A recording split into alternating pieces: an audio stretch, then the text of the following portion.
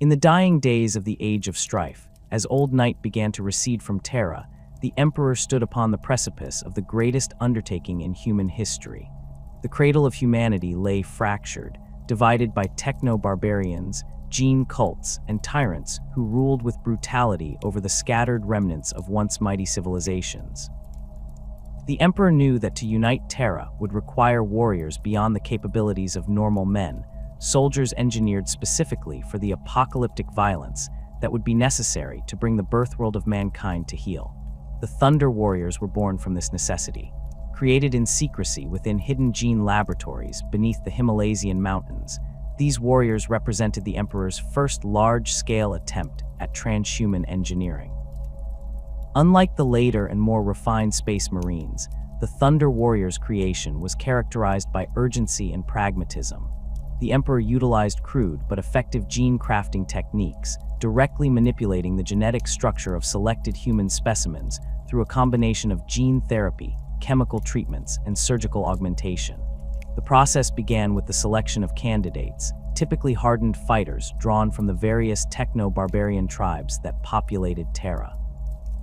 These men were already killers, survivors who had endured the harshest conditions of a poisoned and war-torn Earth. The Emperor's scientists subjected them to radical gene splicing procedures that rewrote their genetic code at the most fundamental level. Their musculature was enhanced through both biological and mechanical means, with reinforced bone structures capable of supporting their new physical form. Specialized organs were implanted to increase oxygen efficiency, allowing the warriors to maintain peak combat performance for extended periods. The results were formidable. Standing approximately 3 meters tall, the Thunder Warriors dwarfed unaugmented humans. Their enhanced physiology granted them strength sufficient to tear apart armored warriors with their bare hands, speed that allowed them to close with enemies before conventional weapons could target them effectively, and durability that rendered most conventional weapons useless against them. A Thunder Warrior could continue fighting after sustaining injuries that would instantly kill an ordinary human. Their enhanced nervous systems processed information faster than any normal human, giving them preternatural reflexes and combat awareness. Perhaps most significantly, the Emperor engineered the Thunder Warriors with heightened aggression. Their brains were deliberately altered to minimize fear responses while maximizing combat stimuli processing. This created warriors who not only possessed superhuman physical capabilities, but also an almost pathological drive toward violence. In battle, Thunder Warriors entered states of controlled battle fury that made them nearly unstoppable, cutting through enemy formations with a combination of brutal efficiency and terrifying savagery. The Thunder Warriors were equipped with weapons and armor that complemented their enhanced capabilities.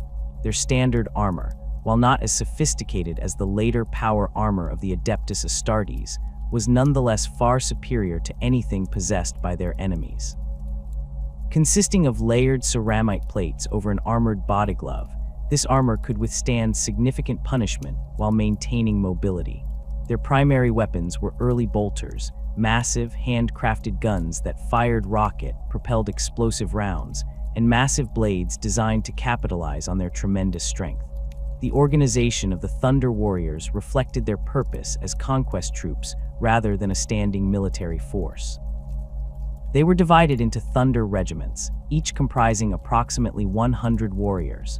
These regiments were further organized into larger formations known as proto-legions, though these lacked the sophisticated command structure that would later characterize the Astartes legions.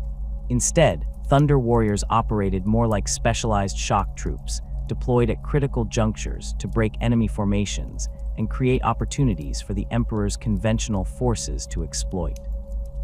Command within the Thunder Warriors was typically determined by combat prowess rather than tactical acumen.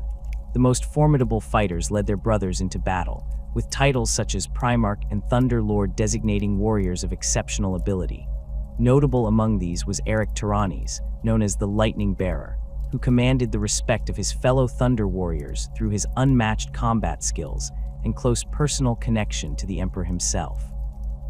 The Unification Wars saw the Thunder Warriors at the height of their terrible glory. At battles such as the assault on Malin Sen, the Thunder Warriors demonstrated their devastating effectiveness against the techno-barbarian armies. During this engagement, a force of merely 200 Thunder Warriors broke through defenses that had repelled thousands of conventional troops, tearing apart enemy gun emplacements and butchering defenders with methodical brutality.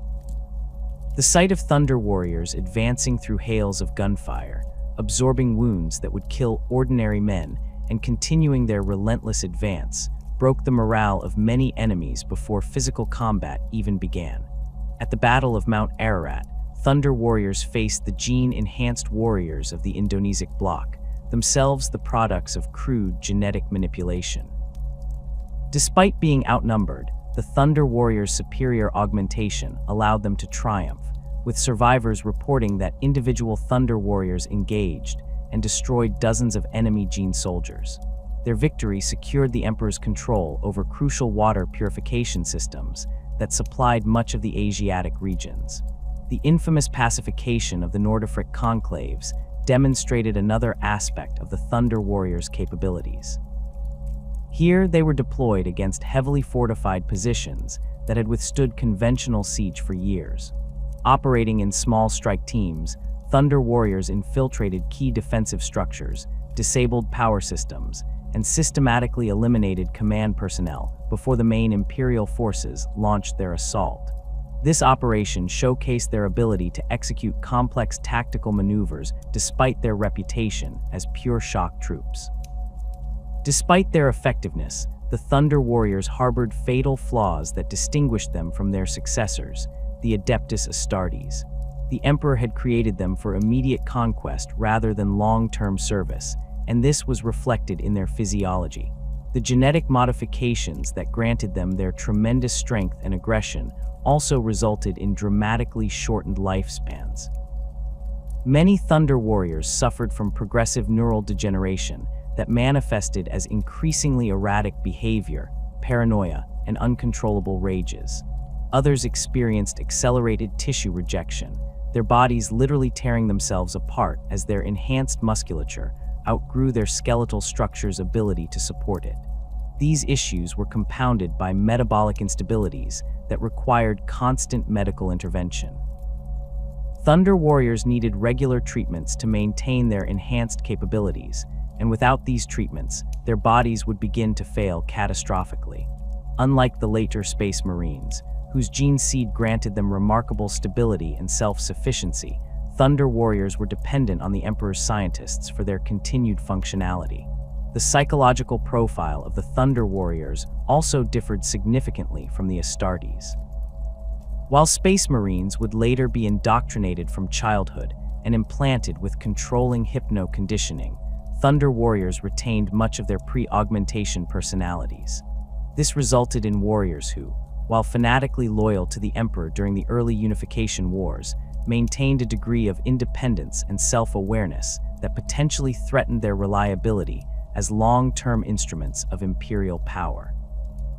As the unification wars progressed toward their conclusion, the Emperor had already begun work on their replacements. The Adeptus Astartes project represented a fundamental shift in approach.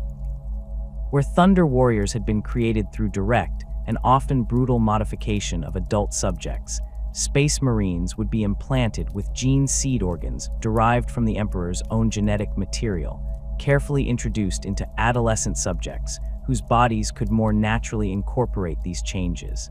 The physiological differences between Thunder Warriors and Space Marines were substantial.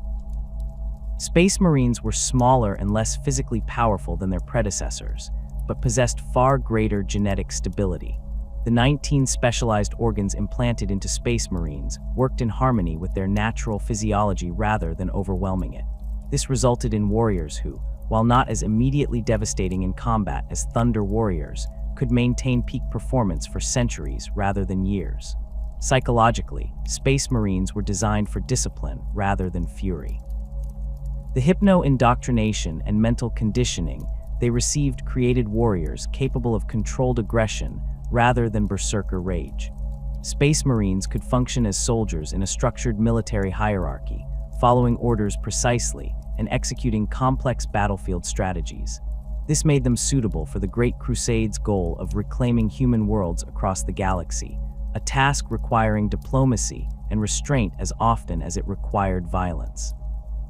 The operational lifespan of a space marine was measured in centuries rather than the decades a Thunder Warrior might expect.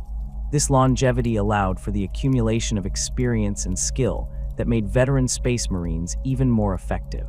Thunder Warriors, by contrast, reached their peak capabilities shortly after creation and then began a steady decline as their augmentations began to fail. Perhaps most importantly, Space Marines could replenish their own numbers through the harvesting and implantation of gene seed. This self-perpetuating aspect of the Astartes made them a truly sustainable military force, whereas Thunder Warriors required the direct intervention of the Emperor's most skilled genitors to create new warriors. As the Unification Wars drew to a close and Terra stood united under the Emperor's rule for the first time in millennia, the Thunder Warriors had served their purpose. The official historical accounts claim that the last of the Thunder Warriors fell gloriously at the Battle of Mount Ararat, spending their lives to secure final victory in the Unification Wars.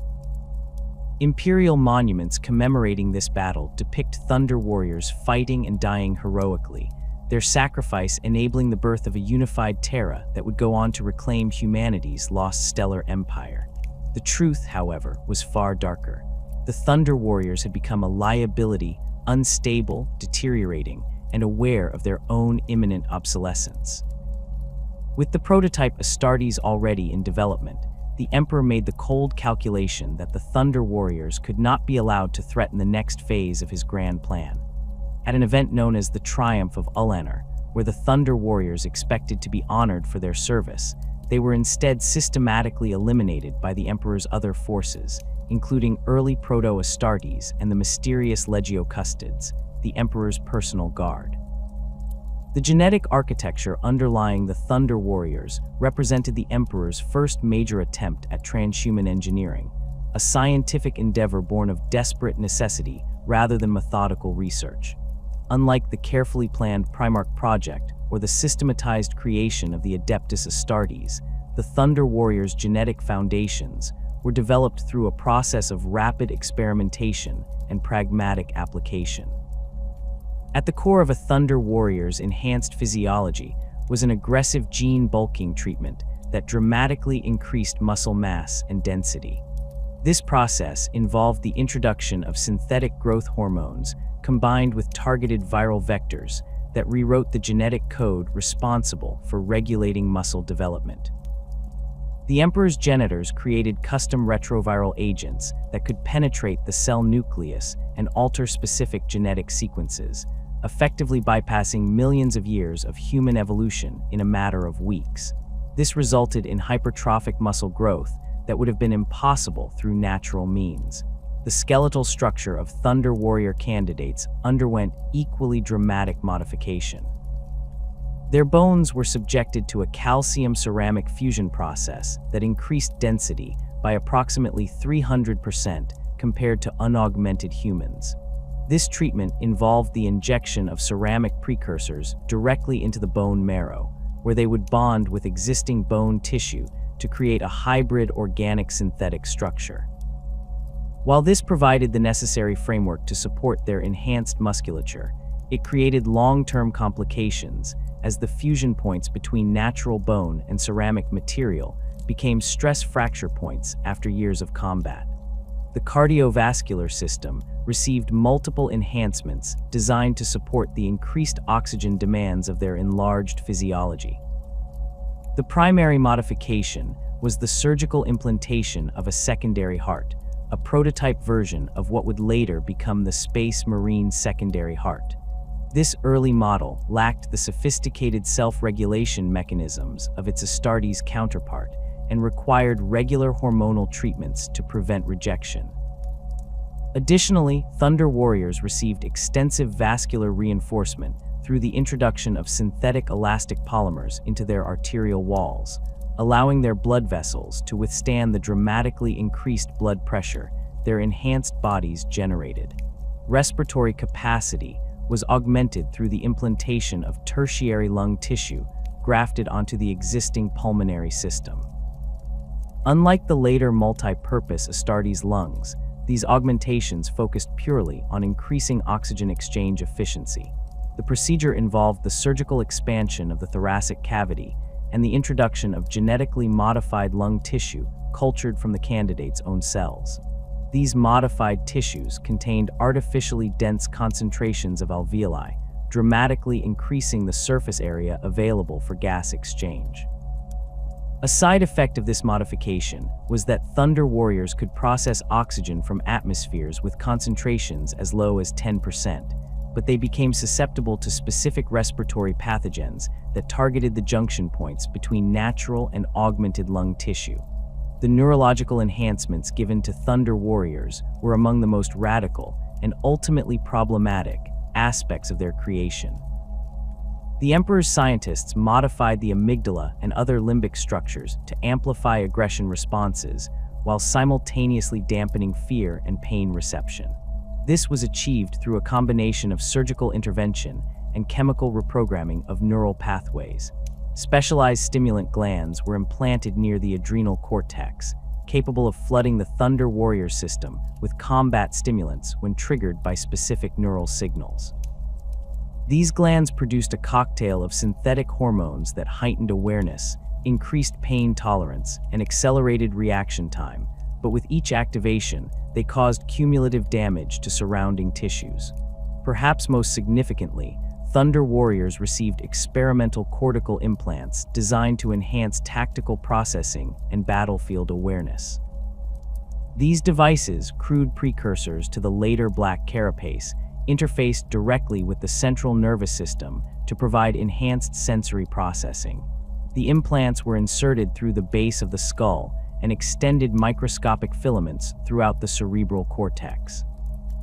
While effective at increasing combat performance, these neural interfaces were responsible for much of the mental instability that plagued the Thunder Warriors, as the foreign material triggered progressive inflammatory responses within brain tissue.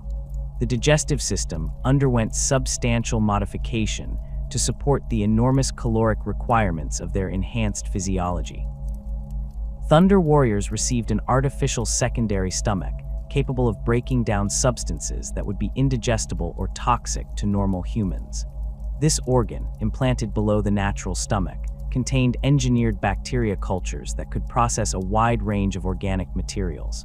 The progenitor omophagia organ, which would later be refined for the Astartes, was first tested in Thunder Warriors, allowing them to gain limited genetic memory by consuming the flesh of the fallen. However, this early version lacked proper filtration mechanisms, meaning that Thunder Warriors who engaged in this practice often absorbed genetic damage along with memories. The endocrine system of Thunder Warriors was perhaps the most extensively modified component of their physiology. The Emperor's genitors created an interconnected network of artificial glands that essentially hijacked the body's hormonal regulation. These glands produced modified versions of human hormones at concentrations that would be lethal to unaugmented humans. The system included enhanced adrenal glands that produced combat stimulants, modified pituitary tissue that regulated growth factors, and synthetic thyroid analogs that controlled metabolic rate. This complex hormonal balance required regular monitoring and adjustment through chemical treatments, creating a fundamental dependency that later proved to be a critical weakness. The immune system of Thunder Warriors represented another area where expediency trumped long-term viability. Rather than developing the sophisticated multi-layered immune response later seen in the Astartes, Thunder Warriors received wholesale replacement of their bone marrow with genetically modified tissue programmed to produce hyper-aggressive white blood cells. These cells attacked any foreign material with exceptional efficiency, but lacked proper recognition mechanisms to distinguish between genuine threats and the Thunder Warriors' own augmented tissues. This resulted in a progressive autoimmune condition that manifested differently in each individual, with symptoms ranging from chronic inflammation to catastrophic organ failure. The cellular structure itself underwent fundamental alteration through the introduction of synthetic organelles designed to enhance energy production. These artificial mitochondrial analogs allowed Thunder Warriors to generate ATP at rates far exceeding normal human capacity, fueling their enhanced strength and endurance. However, these structures produced toxic byproducts that accumulated in tissues over time, contributing to accelerated aging and organ degradation. The Emperor's scientists attempted to counteract this through regular detoxification treatments, but these became progressively less effective as the warriors aged. The mental conditioning of Thunder Warriors represented a marked departure from later Astartes protocols. Rather than the careful psychological indoctrination and hypno-learning used with Space Marines, Thunder Warriors underwent a more direct and brutal form of conditioning. This process began with chemical wiping of pre-existing memories using targeted neurotoxins that degraded specific regions of the hippocampus. Once this partial amnesia was established, Thunder Warriors were subjected to immersive pain response conditioning that linked obedience to relief and hesitation to suffering.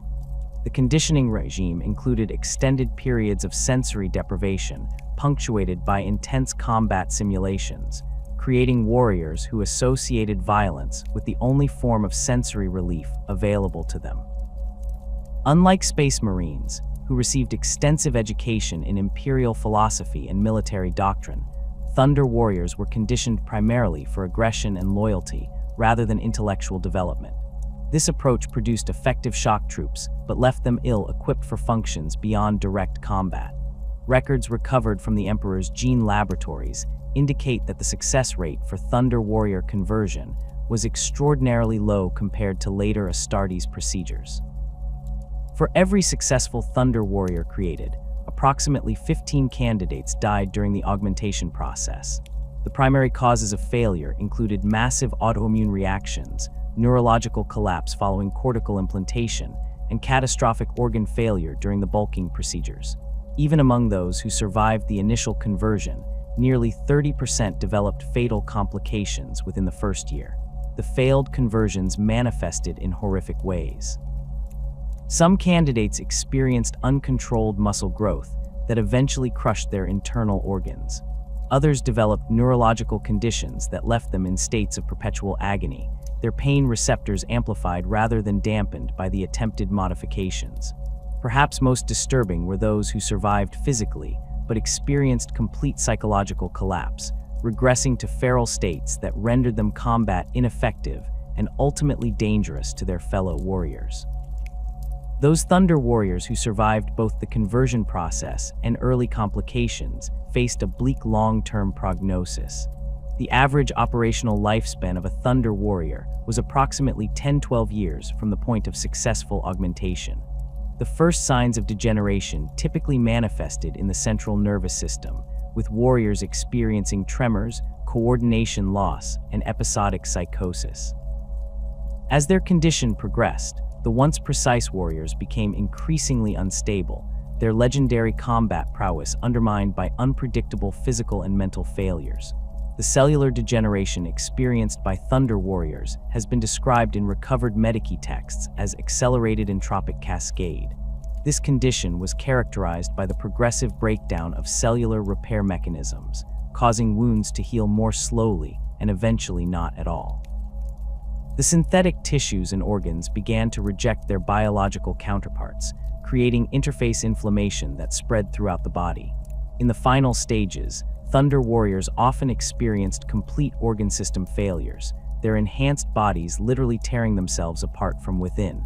The psychological deterioration paralleled the physical decline, with the neural implants causing increasing damage to surrounding brain tissue. Thunder Warriors in advanced stages of degeneration exhibited paranoia, hallucinations, and uncontrollable rage episodes. Some developed fixations on their impending mortality, becoming obsessed with finding ways to halt their degeneration. Others simply surrendered to battle madness, seeking glorious deaths rather than slow deterioration. The few who maintained their sanity often became increasingly withdrawn, aware of their failing bodies and minds, but powerless to halt the process. The Thunder Warriors marched to war bearing equipment, as brutal and uncompromising as their own genetically enhanced bodies. Their wargear, while primitive compared to the later technological marvels of the Great Crusade, represented the pinnacle of the Emperor's early military technology during the blood-soaked era of Terran unification. Thunder armor formed the cornerstone of their battlefield protection, a design that would eventually evolve into the power armor worn by the Adeptus Astartes. Early patterns of thunder armor consisted of overlapping plates of ceramite alloy composite, manufactured in the hidden forges beneath the Himalayan mountains. Unlike true power armor, thunder armor lacked the sophisticated power systems and fiber bundle muscles that would characterize later designs. Instead, it relied on the immense strength of the Thunder Warriors themselves to bear its considerable weight. The armor typically consisted of a hardened bodyglove base layer with impact-absorbent gel inserts at major muscle groups and joints. Over this foundation, armored plates were secured using a combination of molecular bonding and reinforced attachment points. The breastplate and backplate were the heaviest components, designed to protect vital organs from direct weapons fire. Shoulder pauldrons extended outward to deflect blows from the neck and head, while also serving as mounting points for unit insignia and battle honors. The helmet designs varied between Thunder regiments, but typically featured an enclosed faceplate with reinforced eye lenses and integrated rebreather systems. Early versions lacked advanced auto senses, instead incorporating basic enhanced vision and audio amplification. The armor's most significant weakness was at the joint sections, where flexibility requirements limited protection. Thunder Warriors compensated for this vulnerability through their enhanced reflexes and combat awareness.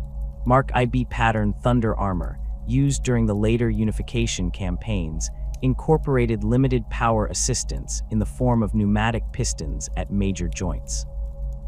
These systems, powered by back-mounted compression units, provided modest strength enhancement, but primarily served to offset the armor's weight.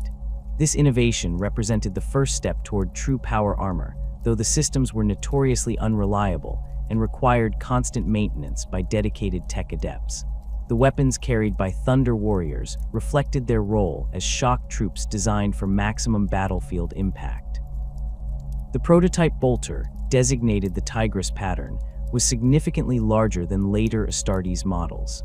These massive, hand-crafted weapons fired self-propelled mass-reactive shells approximately 25 min caliber, designed to penetrate armor before detonating with devastating effect. The recoil from these weapons would have shattered the bones of unaugmented humans, but the Thunder Warriors wielded them with brutal efficiency, often firing from the hip during their headlong charges into enemy formations. The ammunition for these early bolters was manufactured in small batches by master artisans, each shell hand loaded with unstable but powerful explosives.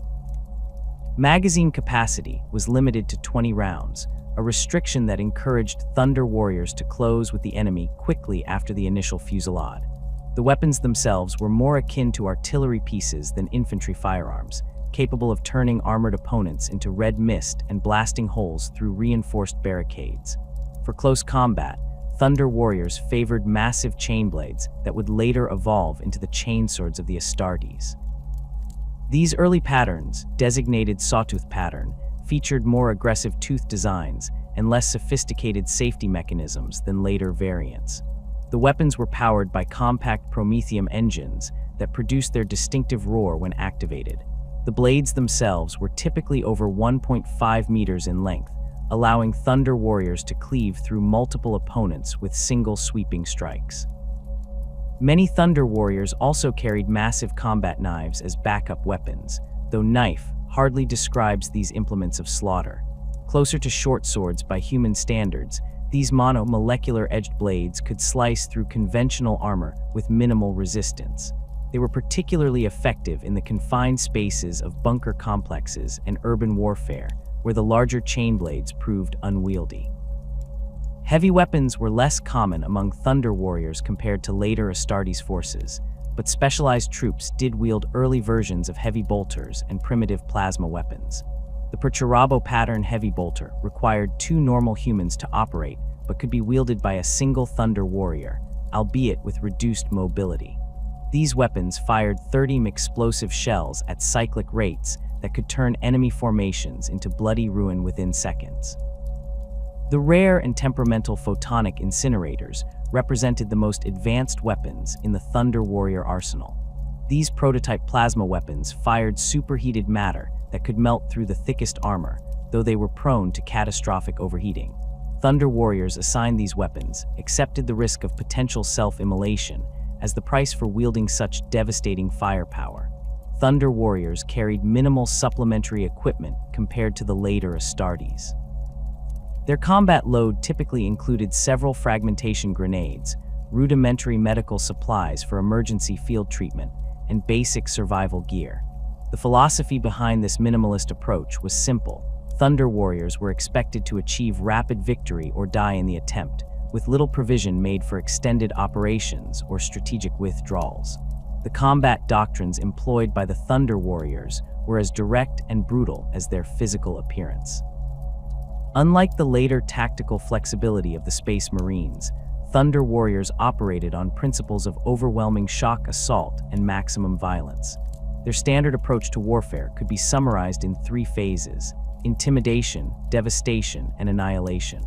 The intimidation phase began before battle was joined, with Thunder Warriors making their presence known through amplified war cries and the ostentatious display of previous battle trophies. Many regiments adorned their armor with the bones or flayed skin of defeated enemies, creating a psychological impact that often broke enemy morale before the first shot was fired. The Emperor deliberately cultivated this aura of terror, understanding that enemies who fled rather than fought could be subjugated with minimal Imperial casualties. When intimidation failed, Thunder Warriors employed devastating firepower to soften enemy positions. Their approach to ranged combat lacked subtlety, focusing instead on maximum target saturation. Thunder Warriors would advance in loose phalanx formations, laying down withering bolter fire that chewed through cover and defenders alike. Unlike later Space Marines, who employed precise shot placement, Thunder Warriors favored volume of fire, knowing that their explosive rounds would inflict massive collateral damage regardless of direct hits. The final phase, annihilation, was where Thunder Warriors truly excelled. Once within charge range, entire regiments would activate their chainblades in unison, creating a wall of mechanical roaring that further demoralized their opponents. The charge itself was conducted at full sprint, with Thunder Warriors covering ground with astonishing speed despite their armor and bulk. Upon contact with enemy lines, they would shift to close-quarters killing techniques that emphasized maximum carnage rather than efficiency. Thunder Warriors rarely took prisoners, reflecting both their psychological conditioning and the Emperor's early policy of making examples of those who resisted unification. After combat, they would often engage in ritualistic behaviors that horrified even hardened Imperial army troops, including the consumption of enemy dead to absorb their memories through their proto-omophagia implants. These practices reinforced their fearsome reputation among the techno-barbarian tribes of Terra. The Unification Wars provided ample opportunity for the Thunder Warriors to demonstrate their combat prowess against the fragmented powers of Terra. Their campaigns against the major techno-barbarian states represented some of the most brutal fighting in human history, with atrocities committed by both sides that later Imperial historians would attempt to expunge from official records. The campaign against the Pan-Pacific Empire in 798 M30 demonstrated the Thunder Warriors' effectiveness against technologically sophisticated opponents. The Pan-Pacific forces controlled much of what had once been Eastern Asia and the Western Americas, maintaining a fleet of nuclear-powered aircraft carriers and advanced fighter craft. Their military combined pre-Age of Strife technology with genetically modified troops known as Sea Dragons, soldiers adapted for amphibious operations through extensive gene manipulation. The Emperor's strategy against the Pan-Pacific Empire began with targeted strikes against their primary power generation facilities by small teams of Thunder Warriors deployed via high-altitude insertion. These teams, comprising 5 to 10 warriors each, penetrated heavily defended coastal installations and destroyed reactor complexes, crippling the Empire's ability to maintain their energy-hungry defense systems. The main Thunder Warrior force then launched a direct assault against the Pan-Pacific capital of New Nippon. During the three-day battle for New Nippon, two full Thunder regiments faced over 200,000 Pan-Pacific defenders, including 30,000 Sea Dragons. The engagement began with Thunder Warriors breaching the city's massive sea walls using primitive melta charges, creating entry points for follow-up forces. Once inside the perimeter, they split into kill teams of 20 warriors each, systematically eliminating command centers and communication hubs. The Sea Dragons proved more challenging opponents than standard troops, their genetically enhanced strength and reflexes making them capable of briefly holding their own in close combat against individual Thunder Warriors. However, they lacked the psychological conditioning of the Emperor's forces, breaking under the sheer horror of the Thunder Warriors' onslaught. By the third day, surviving Pan-Pacific leaders surrendered unconditionally, their forces having suffered over 90% casualties, while inflicting minimal losses on the Thunder Warriors. The war against the Indonesic bloc represented a different challenge. This techno-barbarian state controlled vast territories across what had once been Southeast Asia, ruling through a combination of religious indoctrination and chemical pacification of their population. Their military arm, the Crimson Guards, utilized combat stimulants and psychological conditioning to create fearless soldiers willing to absorb devastating casualties without breaking. The initial assaults against Indonesic fortifications proved unexpectedly costly for the Thunder Warriors. The Crimson Guards had prepared extensive defensive networks with overlapping fields of fire, and their drug-induced fearlessness meant that intimidation tactics proved ineffective. During the Battle of the Sumatra Line, a Thunder Warrior regiment suffered nearly 30% casualties attempting to breach hardened bunker complexes, losses that would have been unthinkable against less determined opposition. The Emperor personally revised the strategy for the Indonesic campaign, ordering Thunder Warriors to target the bloc's chemical production facilities and religious leadership rather than their military assets. The assault on the Indonesic central Pharmakan became one of the most celebrated Thunder Warrior actions, with a force of just 300 warriors infiltrating the heavily defended compound and destroying the production facilities for the control chemicals that maintain the bloc's power over its population. With their chemical supply chains disrupted, the Indonesic leadership lost control of their civilian population, leading to internal uprisings that divided their military response. Thunder Warriors exploited this chaos by targeting the Crimson Temples, religious centers where the bloc's leadership conducted their ceremonies. The destruction of these sites and the public execution of captured priest kings broke the religious conditioning of the Crimson Guards, leading to mass surrenders across Indonesic territories. Perhaps the most technically challenging operation undertaken by the Thunder Warriors was the assault on the Tempest Galleries beneath what had once been the European continent. These vast underground complexes housed an advanced techno-cult that maintained functional Dark Age technology, including automated defense systems and rudimentary men of iron. The narrow confines of the subterranean passages negated many of the Thunder Warriors' advantages in mobility and overwhelming force, requiring them to adapt their tactics for close quarters fighting in artificially controlled environments. The Emperor selected warriors from the 9th and 15th Thunder Regiments for this campaign, specifically choosing those with enhanced sensory capabilities and experience in operations with limited support. The assault began with Thunder Warriors entering the galleries through maintenance shafts, bypassing the main defensive emplacements. Once inside, they faced autonomous security systems that included energy shields, automated sentry guns, and hunter-killer drones. The fighting in the Tempest Galleries lasted for 6 weeks, with Thunder Warriors advancing meter by bloody meter through the labyrinthine complex. They developed specialized tactics for the environment, including the use of their bodies to absorb automated fire, while their brothers advanced to destroy control nodes. The techno-priests of the galleries activated increasingly dangerous defenses as the Thunder Warriors penetrated deeper, culminating in the release of prohibited nano-weapon swarms that consumed organic matter indiscriminately. The relationship between the Thunder Warriors and the later Primarch project represents one of the most intriguing technological progressions in the Emperor's grand design. While superficially similar in their goal of creating enhanced warriors, the two programs differed fundamentally in both their methodologies and intended outcomes. The Thunder Warriors were not simply less advanced versions of the Primarchs, but rather separate branches of the Emperor's genetic experimentation, each serving distinct purposes within his vision for humanity's future. Archaeological evidence from the Emperor's sealed laboratories beneath the Himalayan mountains suggests that research into what would become the Primarch project began concurrently with the later stages of Thunder Warrior development. Gene samples recovered from these facilities show that the Emperor was already isolating and purifying his own genetic material for the Primarch templates, while the Thunder Warriors were still being deployed in the Unification Wars. This timeline contradicts the popular misconception that the Primarchs were developed as a direct response to Thunder Warrior limitations. The genetic foundations of the two projects shared certain basic principles, but diverged significantly in execution.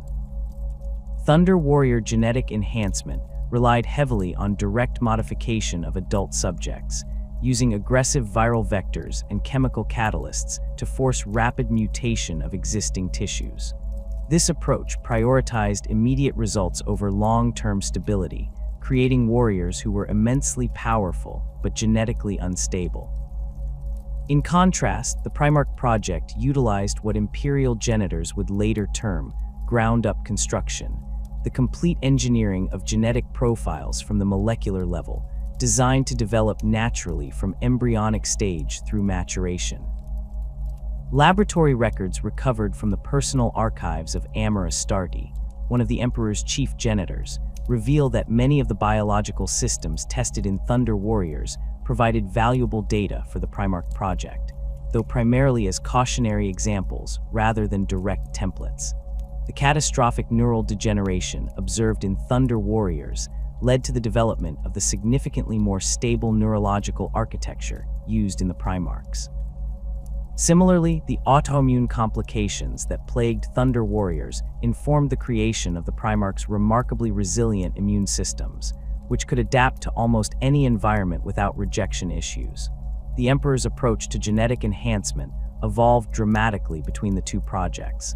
Thunder Warrior modification focused on amplification, taking existing human traits and enhancing them to their logical extremes. Muscle density was increased beyond sustainable levels, adrenal responses were heightened to dangerous degrees, and bone structure was reinforced past the point of long-term viability. The Primarch project, conversely, focused on transcendence, creating entirely new biological systems that operated on principles beyond standard human physiology. Rather than simply having denser muscles, Primarchs possessed musculature that could dynamically adapt its structure at the cellular level to meet changing requirements. One of the most significant differences between the projects involved their approach to the subject's mental architecture. Thunder Warriors received relatively crude psychological conditioning focused primarily on enhancing aggression and suppressing fear responses. Their original personalities remained largely intact beneath layers of chemical and hypnotic programming, contributing to their eventual instability as these artificial constraints began to break down. The Primarchs, however, were designed with completely engineered psychological profiles, their very consciousness architected from first principles to serve specific functions within the Emperor's grand design. Each Primarch possessed unique cognitive patterns tailored to their intended specialization, from Guilliman's administrative genius to Perturabo's innate understanding of technology. The Emperor's notes, partially decoded from fragmented data crystals recovered during the scouring, suggest that he viewed the Thunder Warriors as a necessary but ultimately disposable tool for the unification of Terra. Their genetic templates were designed for immediate utility rather than longevity or adaptability. The Primarchs, conversely, represented a far more ambitious vision, beings who would not merely serve as weapons, but as transformative agents who would reshape human civilization across the galaxy. This fundamental difference in purpose informed every aspect of their respective designs, technological limitations also played a crucial role in distinguishing the two projects. The Thunder Warriors were created using equipment and materials available on a Terra still recovering from the Age of Strife. Many of the most sophisticated genetic manipulation technologies had been lost during Old Night, forcing the Emperor's scientists to improvise with cruder alternatives.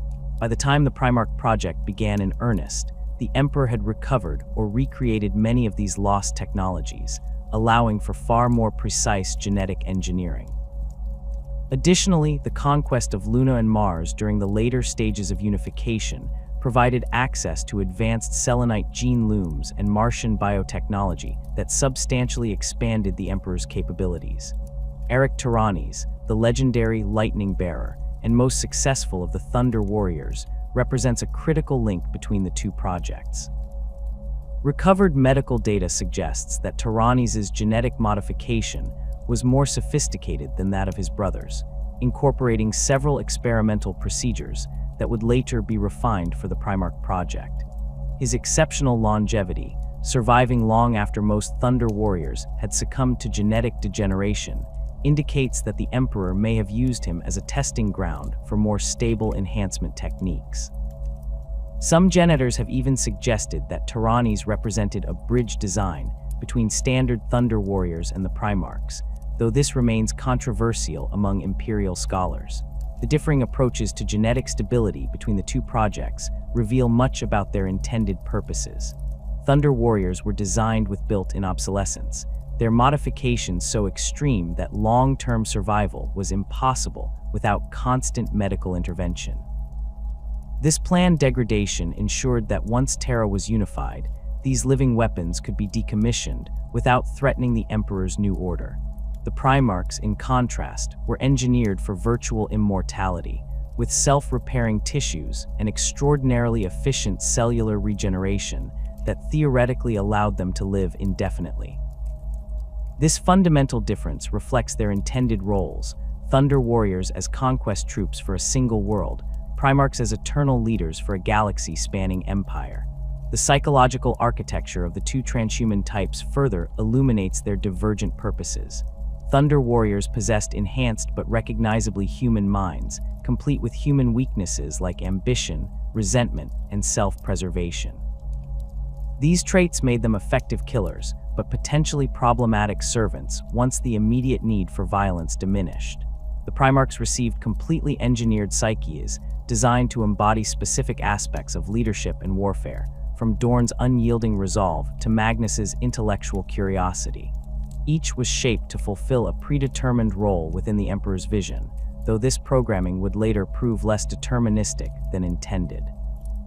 Examination of recovered gene samples from both projects reveals another crucial distinction. The Emperor's own genetic material was used very differently. In Thunder Warriors, the Emperor's genes were introduced as selective enhancers, specific sequences spliced into existing genetic structures to boost particular traits. This approach, while effective, created unstable chimeric genomes prone to rejection and degradation.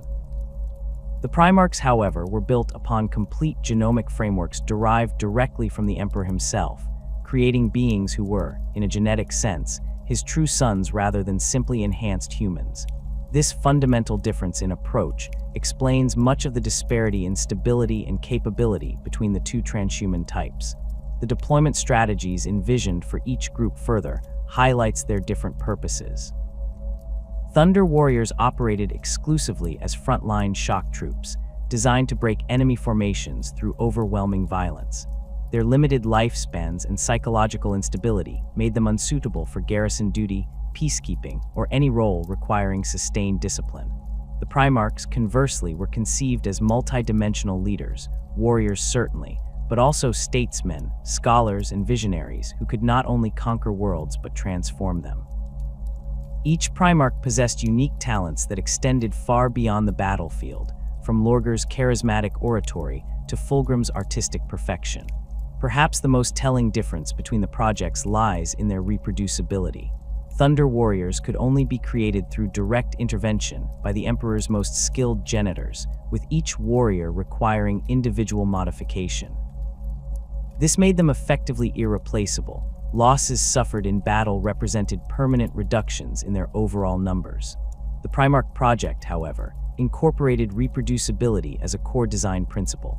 Each Primarch contained the genetic template for an entire legion of transhuman warriors, allowing for the mass production of space marines who, while less powerful than their Primarch progenitors, maintained remarkable genetic stability and combat effectiveness.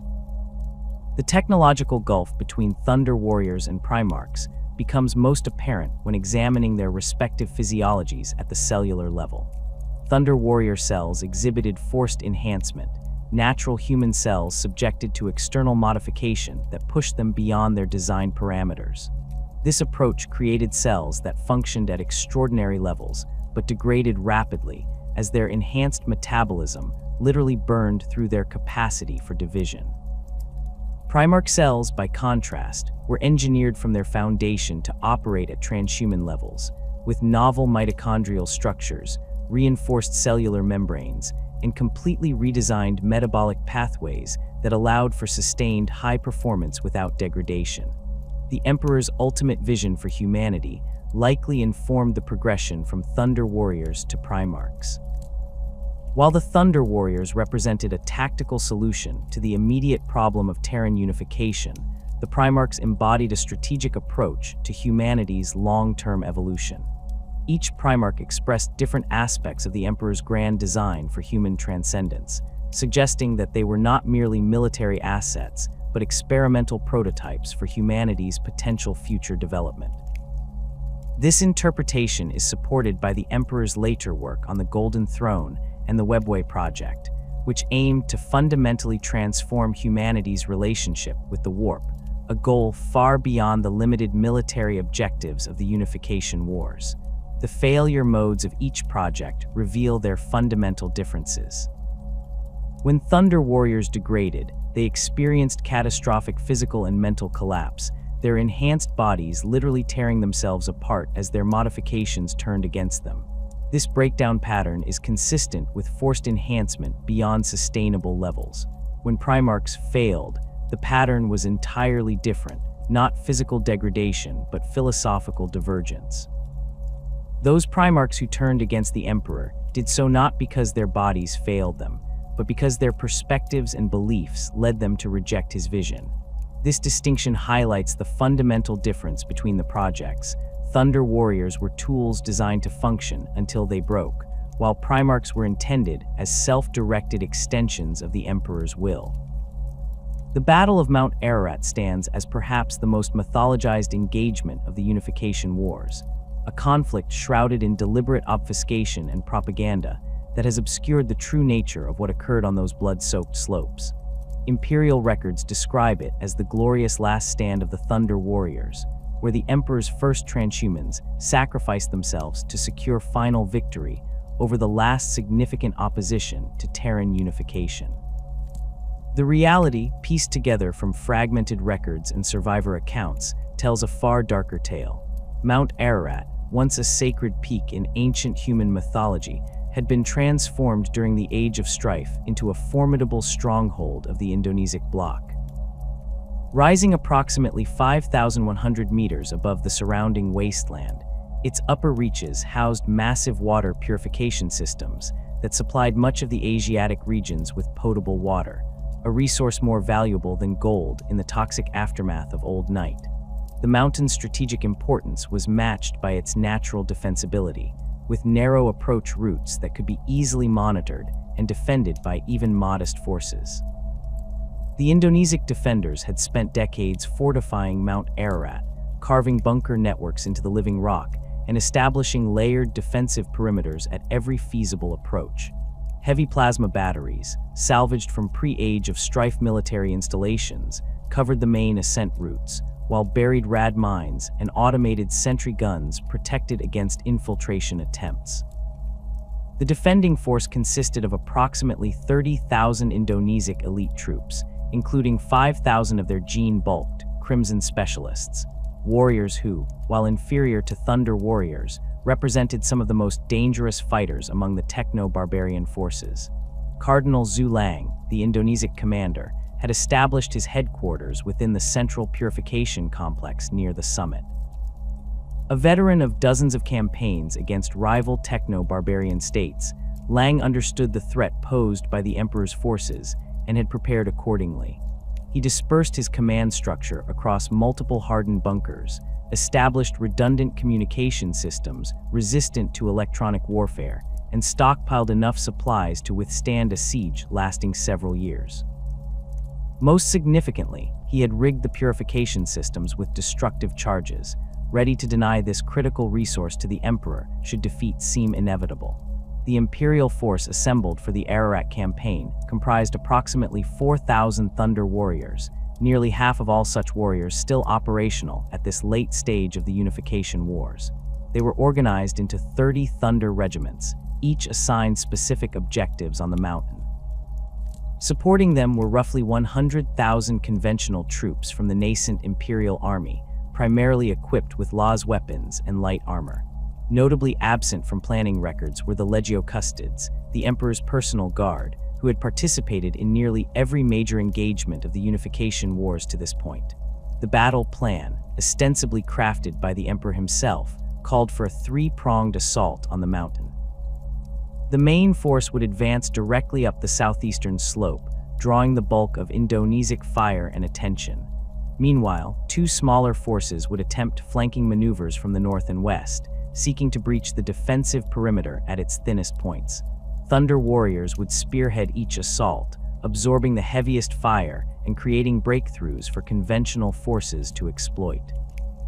What made this battle plan unusual compared to previous Thunder warrior deployments was the lack of tactical reserves. In prior engagements, the Emperor typically held back at least a quarter of his Thunder warrior strength to reinforce success or shore up failing sectors.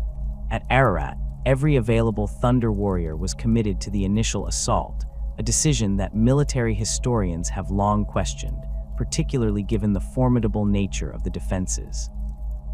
The battle commenced at dawn on the 21st day of Secundus, 798 M30, with a preliminary bombardment from Imperial artillery positions. For 3 hours, shells rained down on the Indonesic defenses, creating a false sense that this would be a conventional siege. Then, without warning, the artillery fell silent, and the Thunder warriors began their advance. The southeastern assault, led by regiments 5 through 15, encountered devastating resistance from the outset. Indonesic plasma batteries, largely untouched by the preliminary bombardment due to their hardened shelters, opened fire as soon as the Thunder warriors entered their range. Eyewitness accounts describe the slope becoming a sea of blue-white fire, with dozens of warriors reduced to ash in the opening minutes. Despite catastrophic casualties, the Thunder warriors pressed forward, using the rocky terrain for intermittent cover as they closed the distance to the first defensive line. Regiment 8, under the command of warrior Tribune Ushaten, was the first to reach the Indonesic trenches. In a display of the brutal close-quarter fighting that characterized the Thunder warriors, they leapt directly into the enemy positions, ignoring conventional military doctrine that would have called for suppressing fire before assault. The resulting melee was described by one Imperial Army observer as beyond human comprehension, Thunder warriors tearing apart Indonesic defenders with their bare hands when their weapons ran dry, continuing to fight despite injuries that would have killed normal men instantly.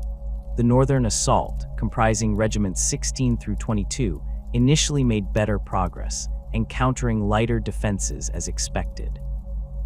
They advanced rapidly up the slope, reaching the secondary defensive perimeter before meeting significant resistance. However, this proved to be a carefully laid trap. As the Thunder warriors breached the seemingly lightly held bunker line, hidden heavy weapons emplacements revealed themselves, catching the attackers in devastating crossfire. Regiment 19 was completely annihilated in this ambush, while the others suffered casualties exceeding 60%.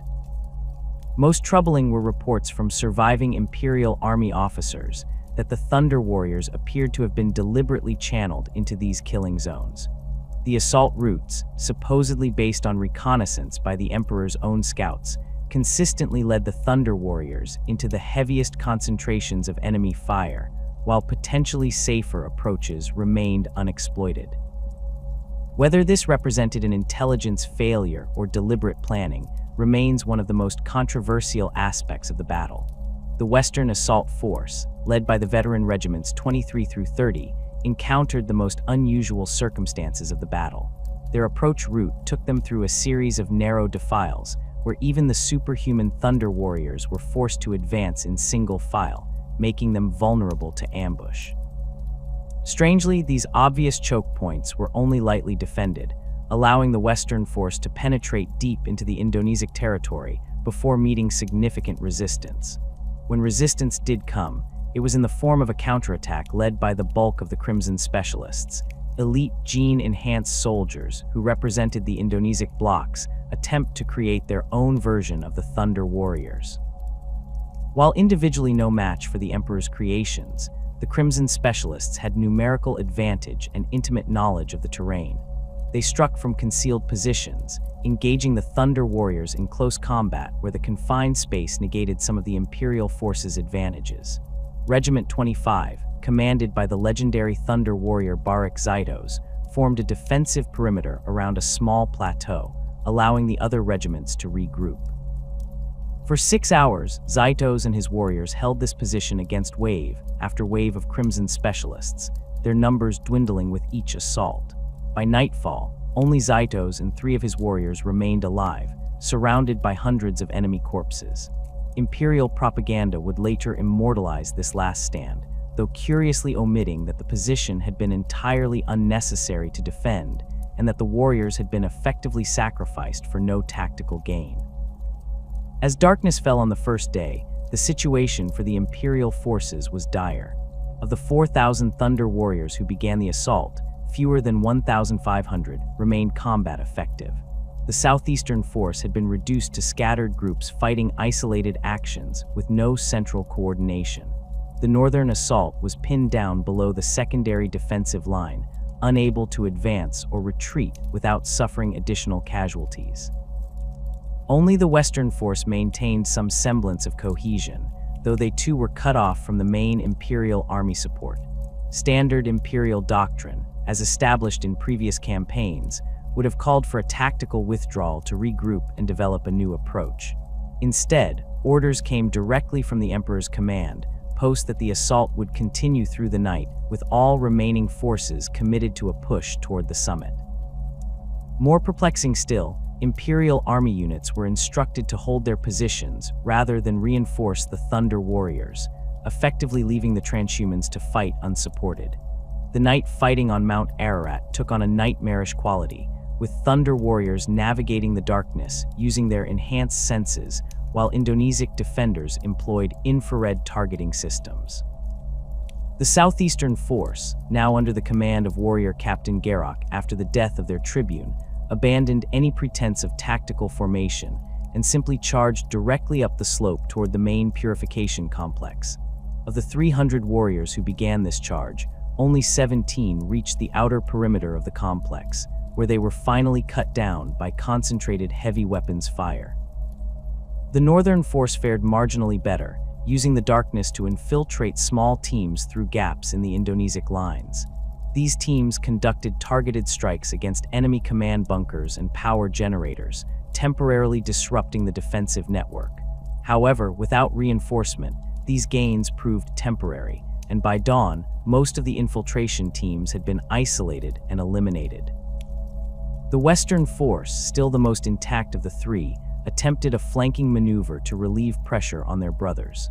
Led by veteran Captain Darjeeling, they navigated a treacherous high-altitude path considered impassable by Indonesian defenders.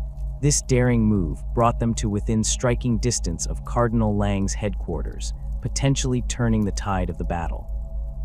At this critical juncture, however, they received inexplicable orders to divert toward a secondary water processing station of minimal strategic value, throwing away their hard-won advantage.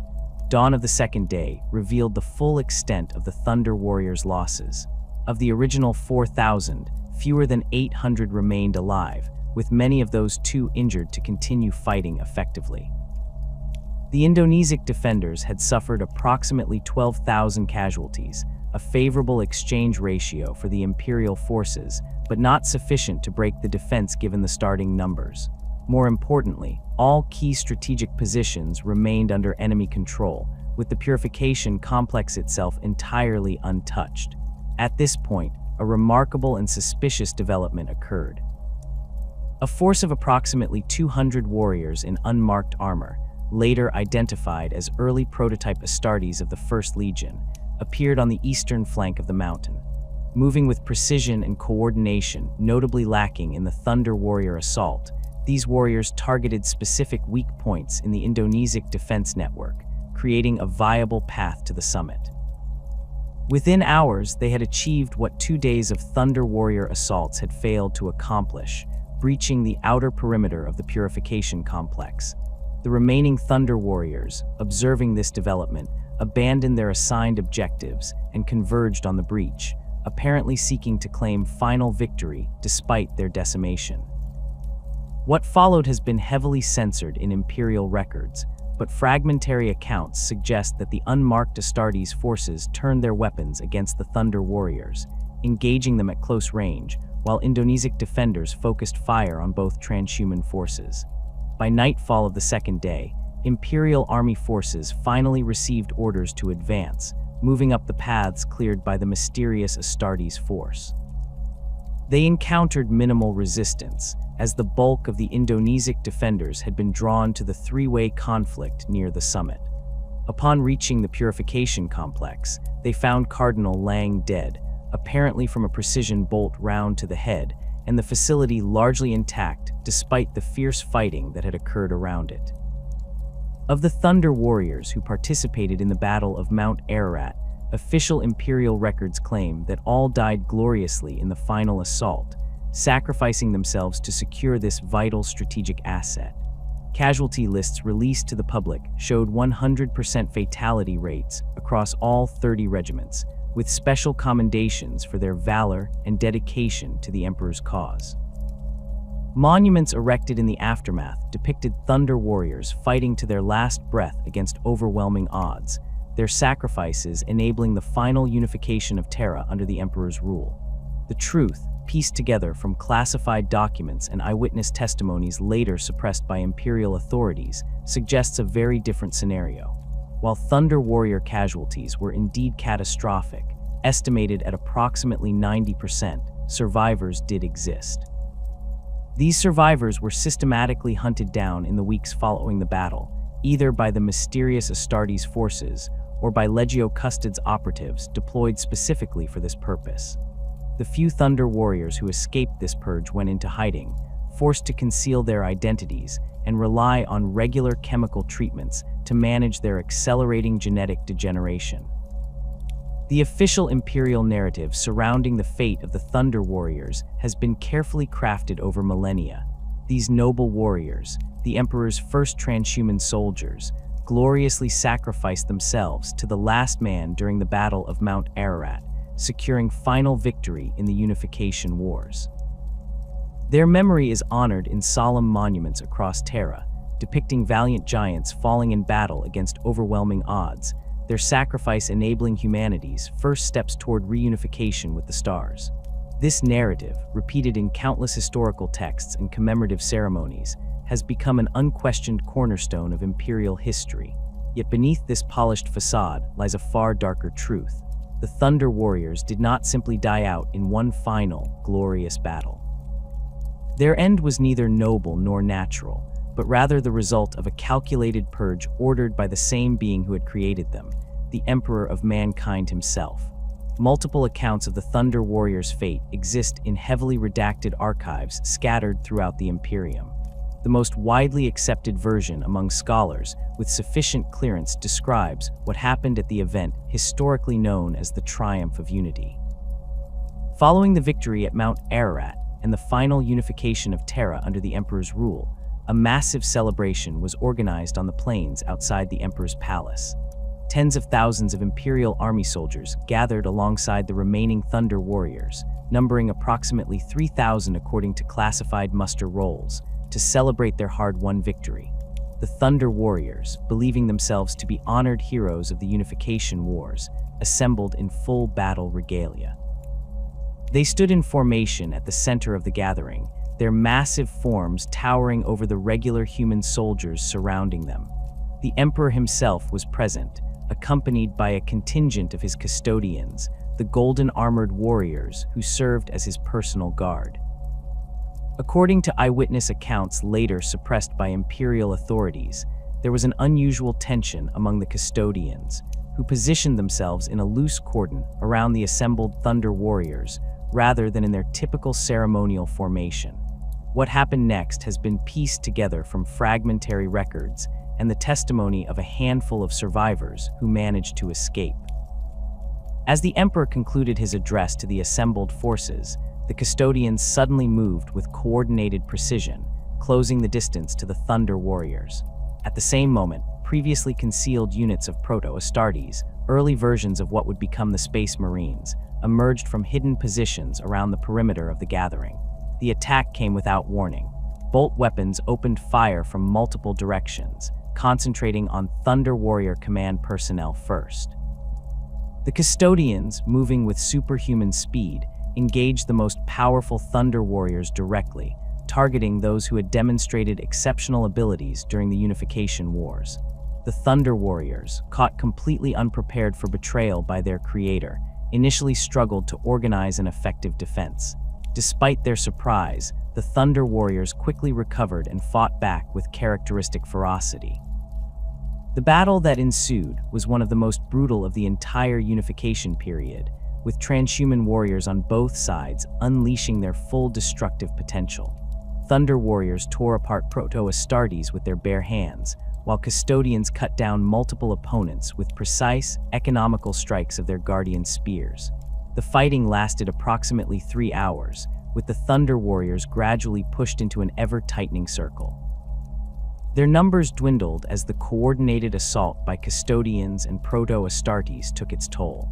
By the battle's end, over 2,700 Thunder Warriors lay dead, their enhanced bodies broken by weapons specifically designed to overcome their formidable physiology. The remaining few hundred, many grievously wounded, were systematically executed where they stood. A different account found in the personal records of an unnamed custodian whose archives were briefly accessed during the reorganization of the Imperial Palace's historical wing in the 32nd millennium, presents a slightly different version of events. According to this source, the purge of the Thunder Warriors began before the triumph, with small groups of warriors discreetly eliminated over several months following the Battle of Mount Ararat. This account describes specialized custodian kill teams targeting Thunder Warriors in isolated locations, using a combination of overwhelming force and specialized toxins designed to exploit weaknesses in their augmented physiology. These operations were conducted with extreme secrecy, with each targeted Thunder Warrior's death disguised as either a combat casualty from the final battles of unification or as a case of catastrophic genetic failure, a plausible cover given the increasing instability of the Thunder Warrior's enhancements. By the time of the triumph, according to this version, only about 1,200 Thunder Warriors remained alive. Those assembled for the ceremony were specifically those who had shown no signs of the mental deterioration affecting many of their brothers, making them the most dangerous potential threats to the Emperor's next phase of plans. The purge at the Triumph was merely the final, most visible phase of an operation that had been ongoing for some time. A third account, perhaps the most disturbing, comes from fragmented data recovered from the personal logs of Chief Genitor Astarte herself. These records suggest that the Thunder Warriors' enhanced physiology had been deliberately designed with inherent flaws that would ensure their eventual degradation. According to this source, the Emperor never intended the Thunder Warriors to survive beyond the unification of Terra, building planned obsolescence into their very genetic code. The accelerating neural degeneration, metabolic instabilities, and cellular breakdown that plagued the Thunder Warriors were not unfortunate side effects of rushed creation, but deliberate features. The purge, in this light, was merely accelerating a process already set in motion at the moment of their creation. The Thunder Warriors had been designed to die once their usefulness ended. The Custod's role in the elimination of the Thunder Warriors was central to all accounts. As the Emperor's personal guard and most loyal servants, they were the only force he could entrust with such a morally complex task. The custodians approached the purge with the same emotionless efficiency they brought to all their duties, viewing it not as a betrayal, but as a necessary step in the Emperor's grand design. Valdor, Captain General of the Custodian Guard, personally led many of the operations against high-value Thunder Warrior targets. His involvement underscores the seriousness with which the Emperor viewed the potential threat posed by his first transhuman warriors. Valdor's personal records, heavily encrypted and accessible only to subsequent captain generals, reportedly contain detailed assessments of Thunder Warrior capabilities and the specific tactics developed to counter them. The Custodes developed specialized weapons for the Purge, including modified bolter ammunition designed to penetrate Thunder Warrior armor at its weakest points and neurotoxic agents tailored to their unique physiology. They studied the fighting patterns of individual Thunder Warrior commanders, identifying predictable behaviors that could be exploited in close combat. Most significantly, they utilized their intimate knowledge of Thunder Warrior augmentations, information available to them as the Emperor's closest servants, to target specific weaknesses that even the Thunder Warriors themselves might not have been aware of. The effectiveness of the Custodes during the Purge demonstrated their superiority over the Thunder Warriors in several key areas. While individually perhaps less physically powerful than the Thunder Warriors at their peak, Custodians possessed far greater coordination, tactical sophistication, and equipment quality. Their armor and weapons represented the pinnacle of the Emperor's technological capabilities, in contrast to the more utilitarian gear provided to the Thunder Warriors. More importantly, Custodians operated with a level of discipline and coordination that the Thunder Warriors, with their tendency toward individualistic battle fury, could not match. When Thunder Warriors entered combat, they typically devolved into semi-autonomous killing engines, each warrior seeking personal glory through feats of strength and violence. Custodians, by contrast, functioned as a seamlessly integrated unit, their movements complementing each other with inhuman precision. This fundamental difference proved decisive during the Purge, allowing numerically inferior Custodian forces to systematically eliminate their more physically imposing targets. The Proto-Astartes who participated in the Purge represented another aspect of the Emperor's planning. These warriors, early versions of what would become the Space Marines, were being field-tested against the most formidable opponents available, the very warriors they had been designed to replace. Their performance against the Thunder Warriors provided valuable data that would inform refinements to the Astartes program, while simultaneously eliminating potential future rivals. These early Space Marines lacked many of the specialized organs and capabilities of their later counterparts, but they already demonstrated the greater stability and coordination that would characterize the Legion's Astartes. Where Thunder Warriors fought as individuals, even the prototype Space Marines operated in coordinated squad formations, supporting each other with disciplined fire patterns and synchronized movements. This tactical cohesion, combined with their less volatile temperament, represented the Emperor's vision for a more controlled and sustainable transhuman fighting force. The official Imperial narrative regarding the Thunder Warriors' fate was carefully constructed in the aftermath of the Purge.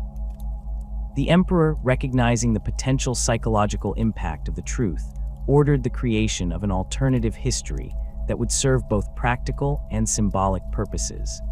In this sanitized version, the Thunder Warriors died heroically during the final battles of unification, their sacrifice enabling the birth of a unified Terra that would become the center of humanity's resurgence among the stars.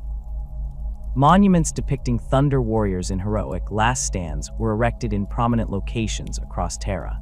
Annual remembrance ceremonies honored their memory, with carefully scripted accounts of their noble sacrifice repeated until they became accepted truth. Even among high-ranking Imperial officials, knowledge of the actual Purge was restricted to a select few, with most genuinely believing the official narrative they helped perpetuate. This historical revision served multiple purposes. It prevented potentially dangerous questions about the Emperor's treatment of his loyal servants, maintaining the moral authority he needed to launch the Great Crusade. It provided inspiration for the Imperial Army and nascent Space Marine legions, offering examples of selfless sacrifice they could aspire to emulate. Perhaps most importantly, it established a precedent for historical manipulation that would serve the Imperium well in managing subsequent inconvenient truths. The Emperor's decision to eliminate the Thunder Warriors, while brutal, reflected his characteristically pragmatic approach to achieving his long-term goals. The Thunder Warriors had been created specifically for the blood-soaked work of Terran unification, a task requiring maximum violence applied with minimal restraint. Their psychological conditioning emphasized aggression over discipline, their bodies designed for short-term power rather than longevity. They were, in essence, living weapons optimized for a specific campaign, with little thought given to their utility beyond that limited purpose. As Terra came under the Emperor's control and he turned his gaze to the stars, the limitations of the Thunder Warriors became increasingly problematic. Their genetic instability was accelerating, with cases of combat psychosis and physical degradation multiplying among their ranks. Many required constant medical intervention just to remain functional, consuming resources the Emperor now needed for his next generation of transhuman warriors. Beyond their physical limitations, the Thunder Warriors represented a significant political liability. They had been created for conquest rather than governance, their psychological profiles making them ill-suited for the more nuanced work of maintaining the peace they had helped establish. More concerningly, they were becoming increasingly aware of their own obsolescence as rumors of the new Astartes project spread among their ranks. Several incidents of insubordination had already occurred, with Thunder Warrior commanders questioning orders or demanding access to treatments that might extend their rapidly diminishing lifespans. The final factor in the Emperor's decision was likely the Thunder Warriors' knowledge of his early work. They had been created during a period when the Emperor was still refining his techniques for transhuman enhancement, using methods he would later abandon as crude and inefficient. The Thunder Warriors possessed intimate knowledge of these early experiments, including failed approaches and ethical compromises that the Emperor preferred to keep hidden from his new Imperium. As living repositories of this potentially damaging information, they represented a threat to the carefully constructed narrative the Emperor was building around himself and his work. Despite the thoroughness of the purge, a small number of Thunder Warriors managed to escape the Custod's systematic elimination. Estimates vary, but most sources suggest that between 20 and 50 Thunder Warriors survived the initial purge, going into hiding across Terra's still recovering landscape. These survivors, already suffering from the accelerating deterioration of their enhanced bodies, faced a desperate struggle for continued existence. The most notable of these survivors was Eric Tyrannes, the Lightning Bearer, once the most honored of the Thunder Warriors. Tyrannes and a handful of his brothers concealed themselves in the lawless underhive regions of Terra, using their combat skills to establish a small territory where they could operate undetected. There, Tyrannes applied his considerable intellect, enhanced through his close work with the Emperor during the early days of the Thunder Warrior project, to the problem of their genetic degeneration. Using scavenged equipment and materials stolen from Imperial medical facilities, Tyrannes conducted crude but effective research into stabilizing the Thunder Warrior physiology. He developed chemical treatments that could temporarily halt their degradation, though these required increasingly exotic ingredients as their conditions worsened. Tyrannes and his followers turned to crime to secure these resources, establishing a shadowy operation that specialized in procuring restricted biochemical compounds and gene tech. The surviving Thunder Warriors discovered that their greatest asset in avoiding Imperial detection was the thoroughness of the Emperor's historical revision. With the entire Imperium believing them long dead, they could operate with relative freedom as long as they concealed their true nature. They developed techniques to disguise their massive physiques, learned to manage their combat reflexes in civilian settings, and created false identities as retired Imperial Army veterans or private security contractors. The Emperor's purge of the Thunder Warriors was methodical and nearly complete, but as with all such operations, absolute perfection proved elusive. Despite the combined efforts of the Custodes and Proto-Astartes kill teams, a handful of Thunder Warriors managed to escape the systematic elimination of their kind. These survivors, no more than a few dozen at most, disappeared into the sprawling underhives and lawless territories of newly unified Terra, where even the Emperor's far-reaching influence struggled to penetrate completely. Among these survivors, none proved more resourceful or significant than Eric Tyrannes, known during the Unification Wars as the Lightning Bearer. Tyrannes had been the most accomplished of the Thunder Warriors, a fighter of such exceptional skill that he had served as the Emperor's equerry during the early campaigns of unification. This close association with the Master of Mankind had provided Tyrannes with unique insights into his own creation, knowledge that would prove crucial to his survival long after his brothers had fallen. In the decades following the Purge, Tyrannes established a hidden sanctuary in the depths of Terra's sprawling underhive, beneath the region once known as the Petitioner's City. There, in abandoned gene laboratories dating back to the Age of Strife, he gathered a small cadre of fellow survivors, Thunder Warriors who had either escaped the initial Purge or been absent from the Triumph due to injuries or specialized deployments. Together, they formed a shadow organization known to the Underhive's criminal elements as the Eyes of the Storm, leveraging their transhuman capabilities to carve out territory while remaining hidden from Imperial authorities. Tyrannes' survival was remarkable not merely for his evasion of the Custodes, but for his ability to manage the accelerating genetic degeneration that plagued all Thunder Warriors. Where most of his brothers experienced catastrophic physical and mental collapse within years of the Purge, Tyrannes maintained relatively stable functionality for decades. Fragmentary records recovered from his hidden laboratory suggest that his exceptional longevity stemmed from a combination of factors. He had received a more refined version of the Thunder Warrior enhancements directly overseen by the Emperor himself. He possessed an intuitive understanding of his own physiology that allowed for targeted interventions, and he had access to specialized medical equipment salvaged during the confusion following the Purge.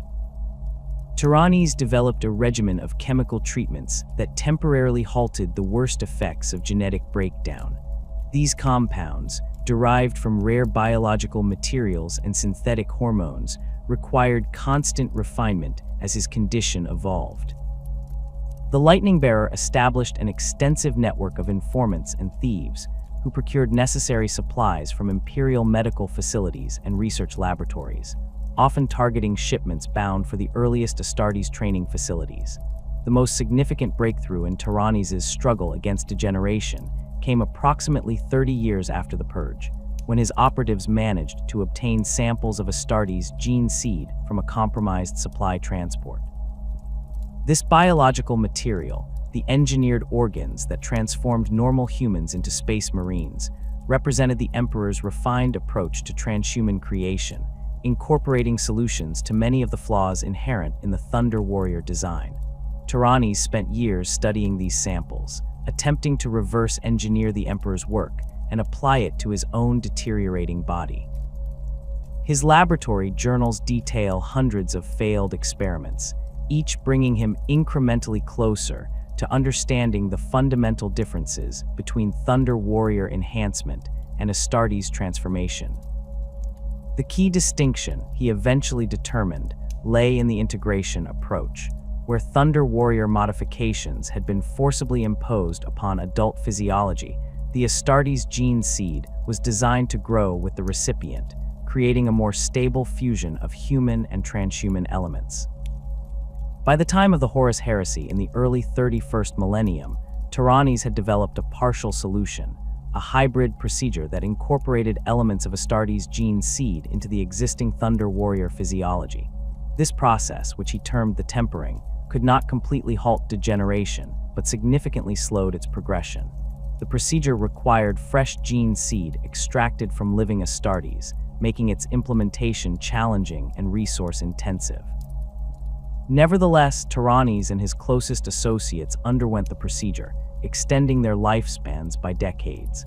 The tempering came with significant limitations. It could not reverse damage already inflicted by years of degeneration, merely slowing future deterioration. The procedure had a failure rate exceeding 60%, with unsuccessful attempts resulting in accelerated breakdown and agonizing death. Most importantly, it required regular refreshing, through the introduction of new gene seed material, creating an ongoing dependency that forced Tyrannes and his followers to maintain dangerous operations to secure Astartes' biological materials. During this period, Tyrannes encountered another notable Thunder Warrior survivor, Gota, once a champion of the 13th Thunder Regiment. Unlike Tyrannes, who had approached his condition with scientific methodology, Gota had relied on brute endurance and pain suppression techniques to weather the worst effects of degeneration. By the time the two warriors reunited in the Underhive, Gota's physical condition had deteriorated significantly. His once magnificent physique had begun to collapse, with muscle tissue separating from bone anchors and internal organs failing under the strain of his enhanced metabolism. Tyrannes offered Gota the opportunity to undergo the tempering, but the proud warrior initially refused, viewing the incorporation of Astartes' material as a form of surrender to the Emperor's replacement creations. Only when his condition deteriorated to near fatal levels did Gota relent, becoming the 7th Thunder Warrior to undergo the experimental procedure.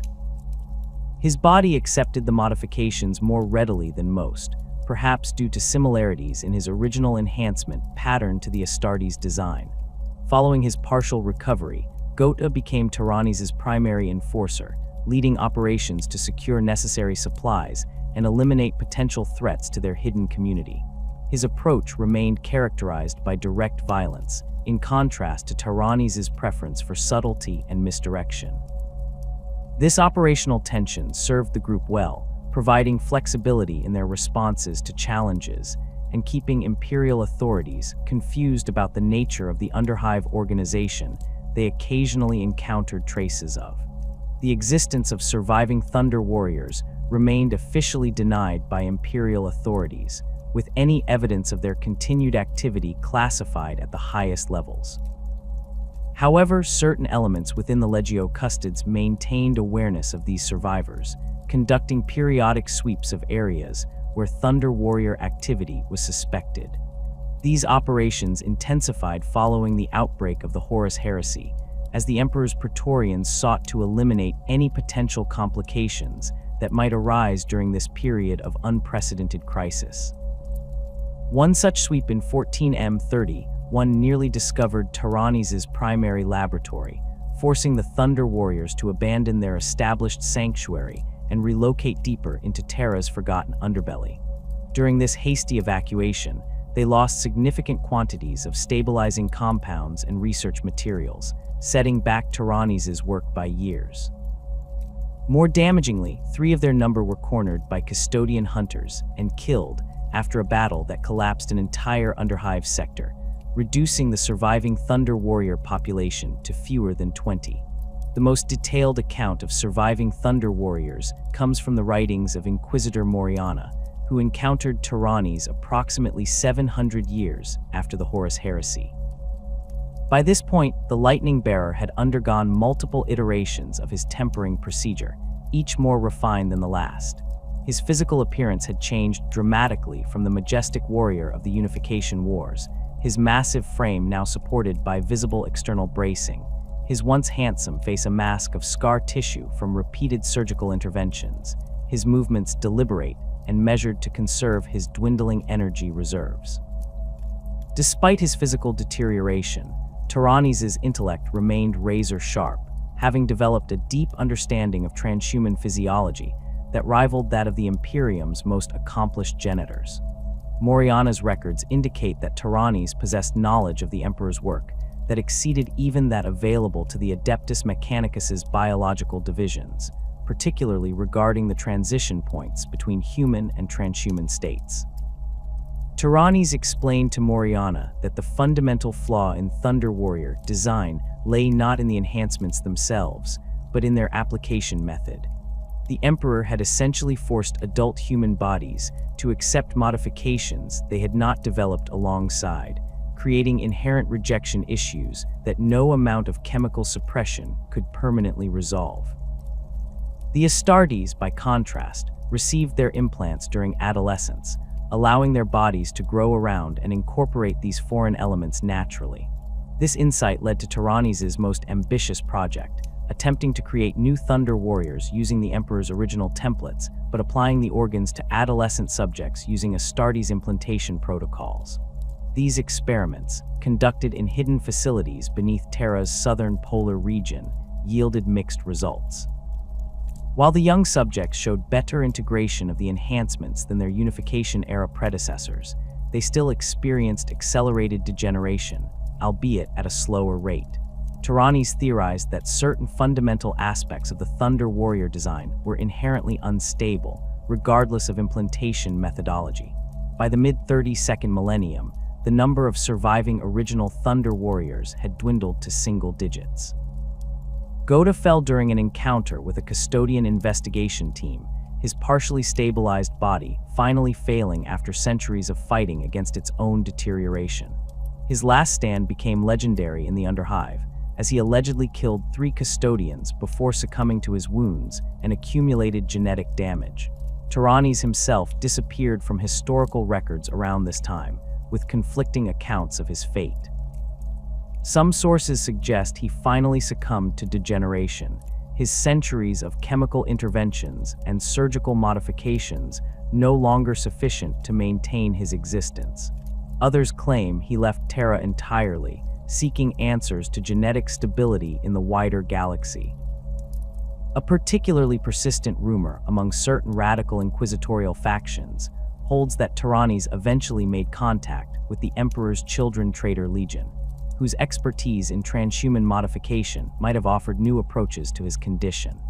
The physiological mechanisms by which surviving Thunder Warriors maintained functionality, despite their inherent genetic flaws, have been the subject of extensive study by those few Imperial scholars aware of their continued existence. The most comprehensive analysis comes from Magos biologists here in Vathis, who examined tissue samples recovered from a Thunder Warrior corpse discovered in the early 34th millennium. Vathis identified several adaptations that appeared to be post-creation modifications rather than original design elements. The most significant was a secondary lymphatic system that had developed alongside the original, apparently designed to filter toxins produced by degrading enhanced tissues. This system showed signs of repeated surgical refinement, suggesting ongoing medical intervention rather than natural adaptation. The specimen's neurological structure revealed extensive rewiring, with synthetic nerve bundles bypassing damaged sections of the original enhanced neural pathways. These bypasses allowed continued function even as the original enhancements deteriorated, though with reduced efficiency and increased response latency. Vathis estimated that these modifications would have reduced the subject's combat effectiveness by approximately 40% compared to a Thunder Warrior at peak condition, while still leaving them significantly more capable than an unaugmented human. Most intriguingly, the specimen showed evidence of limited gene seed integration, with partially formed Astartes organs connected to the original Thunder Warrior physiology through artificially constructed interface tissues. These hybrid structures functioned at reduced efficiency compared to proper Astartes implants, but provided critical support to failing Thunder Warrior systems. The progenitor analogous tissue showed signs of multiple harvesting events, suggesting that the subject had undergone repeated procedures to incorporate fresh genetic material. The psychological adaptations demonstrated by long-surviving Thunder Warriors proved equally remarkable. Imperial records of Thunder Warriors during the unification period consistently describe them as prone to battle frenzy and psychological instability, with limited impulse control and strategic thinking capabilities.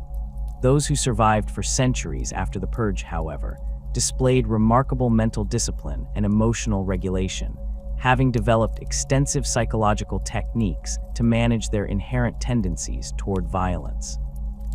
Tyrannes in particular demonstrated cognitive capabilities far beyond the Emperor's original design parameters for Thunder Warriors.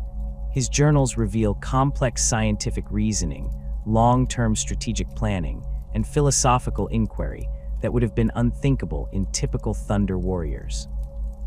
Whether these capabilities represented latent potential in the original design or emerged through centuries of adaptation remains unclear, though Tyrannes himself attributed his cognitive development to necessary evolution in response to his circumstances. The legacy of these survivors extends beyond their personal stories of endurance. Through their continued existence, they preserved knowledge of the Emperor's earliest work in transhuman creation, techniques and approaches that would otherwise have been lost entirely to history. The modifications they developed to extend their lifespans, while never achieving true stability, demonstrated possibilities in transhuman adaptation that even the Emperor might not have anticipated. The genetic legacy of the Thunder Warriors represents one of the most misunderstood aspects of the Emperor's early transhuman projects. Contrary to popular belief, the Adeptus Astartes were not simply improved versions of Thunder Warriors, but rather an entirely different approach to superhuman creation. While superficial similarities exist between these two transhuman types, their genetic foundations differ fundamentally, representing distinct branches of the Emperor's scientific work rather than a linear progression. Laboratory records recovered from sealed vaults beneath the Imperial palace reveal that the Emperor began preliminary work on the Astartes project, while the Thunder Warriors were still being deployed in the Unification Wars. These parallel development tracks indicate that the Emperor never intended the Thunder Warriors to evolve into Space Marines, but rather designed them as separate solutions for different strategic problems. Thunder Warriors were created for the immediate conquest of Terra, while Astartes were designed for the long-term prosecution of a galactic crusade. The most fundamental difference between Thunder Warrior and Astartes' gene craft lay in their basic approach to human enhancement. Thunder Warrior modification relied primarily on extreme augmentation of existing human systems, massively enlarged muscle fibers, hyperdense bone structures, and amplified adrenal responses pushed well beyond sustainable levels. This brute force approach delivered immediate and dramatic results, but created inherent instabilities as these enhanced systems struggled to function together within a framework never designed to accommodate such extremes. In contrast, Astartes' gene seed represented a more holistic redesign of human physiology. Rather than simply enhancing existing systems, the 19 gene seed organs created entirely new biological structures that worked in concert with the recipient's natural physiology. This approach required more time to reach full effectiveness. Astartes typically took years to fully metabolize and integrate all their implants, but resulted in far greater long-term stability. Magos biologes Heron Voss, who studied recovered Thunder Warrior tissue samples in the 32nd millennium, identified specific genetic markers that highlighted these different approaches.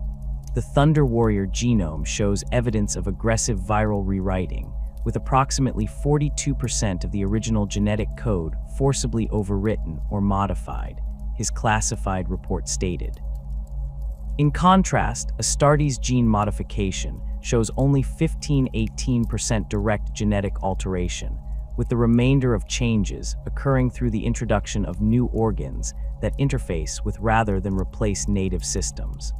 The progenitor gland represents perhaps the most significant advancement in Astartes' design absent from Thunder Warriors. This specialized organ, which stores genetic material from other gene seed implants, enabled Space Marines to pass their enhancements to new generations of warriors. Thunder Warriors, lacking this self-perpetuating mechanism, could only be created through direct intervention by the Emperor's most skilled genitors, using equipment and techniques that few others understood. This fundamental limitation meant that Thunder Warrior casualties represented permanent reductions in their numbers, while Astartes could replenish their ranks indefinitely. The catalepsian node, another Astartes innovation absent in Thunder Warriors, allowed Space Marines to function with minimal sleep by shutting down portions of their brains sequentially while remaining conscious. Thunder Warriors relied instead on stimulant compounds that forced their bodies to continue functioning beyond normal human endurance. These compounds, while effective in the short term, caused cumulative damage to neural tissues and contributed significantly to their accelerated deterioration. The ability of Astartes to function effectively for weeks with little or no conventional sleep represented a major operational advantage over their predecessors. The multi-lung implant given to Astartes demonstrated another philosophical difference between the two transhuman types. Thunder Warriors received enhanced respiratory systems focused solely on increasing oxygen processing capacity, with little consideration for adaptability to different environments. Astartes' multi-lungs not only increased oxygen efficiency, but also incorporated specialized filtration systems that could process a wide range of atmospheric compositions and neutralize airborne toxins. This adaptability reflected their intended role as conquest troops for a galaxy-spanning crusade, where environmental conditions would vary dramatically between worlds. The Susan membrane, which allows space marines to enter suspended animation when critically wounded, had no Thunder Warrior equivalent. Thunder Warriors were expected to either triumph or die in battle, with no provision made for recovery from severe injuries.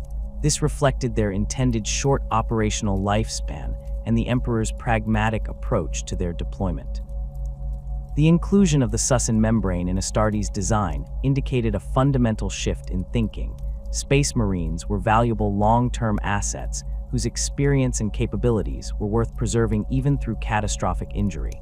The neurological architecture of the two transhuman types differed substantially as well.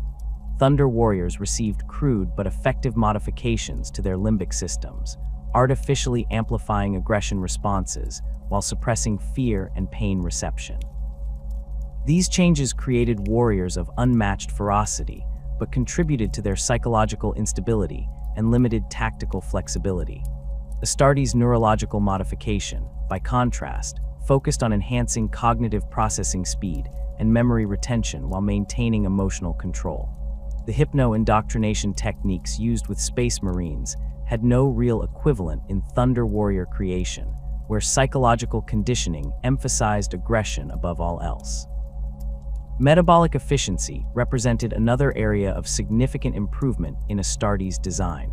Thunder Warriors required massive caloric intake to fuel their enhanced physiology, necessitating frequent consumption of nutrient-dense foods to maintain peak performance. Their digestive systems, while enhanced, still operated on recognizably human principles.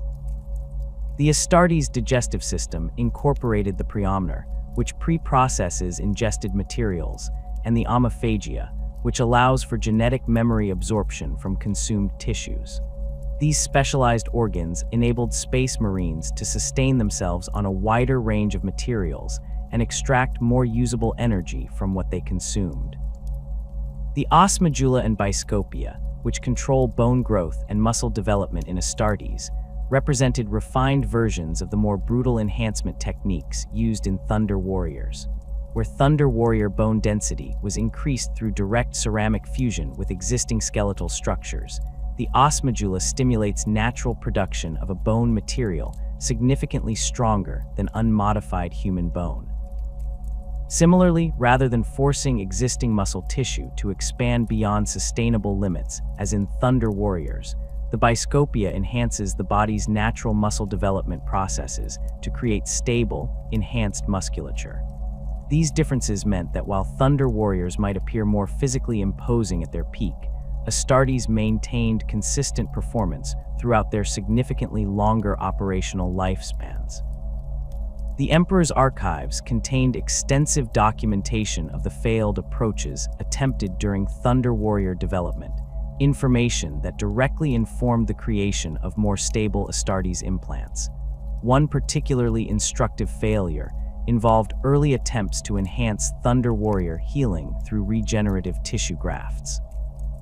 These grafts initially showed promising results, dramatically accelerating wound closure, but eventually developed into aggressive tumors as the enhanced cellular replication processes escaped regulatory control.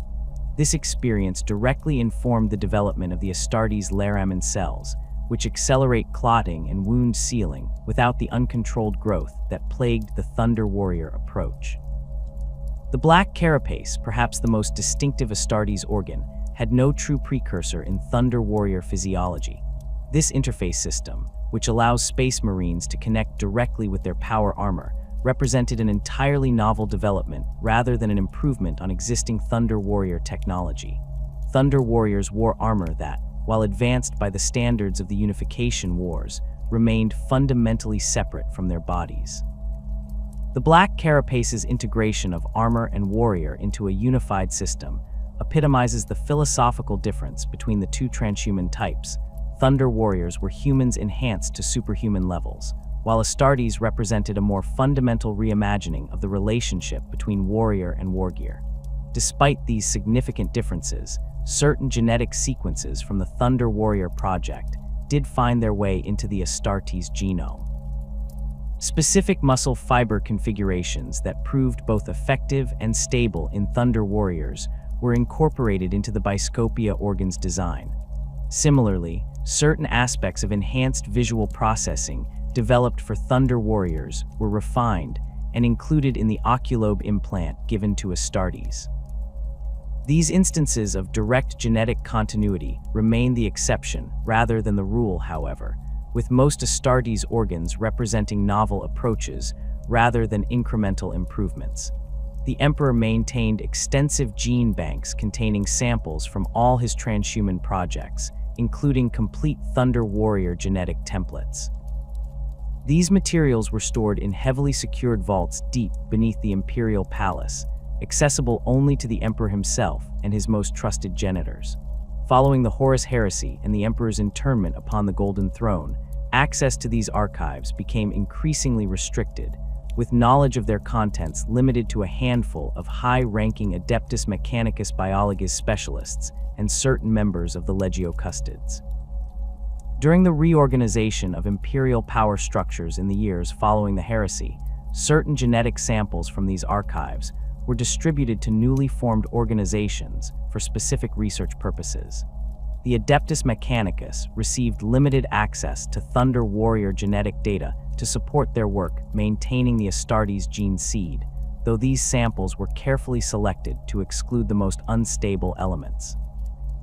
The nascent Inquisition secured samples for study as potential weapons against transhuman threats, while the Legio Custodes maintained their own independent archives containing complete records of all the Emperor's work. The Adeptus Astartes themselves remained largely unaware of the specific details regarding Thunder Warrior genetics. While Space Marine apothecaries received extensive training in gene seed maintenance and implantation, their education typically presented the Astartes as the Emperor's first and only approach to transhuman warriors.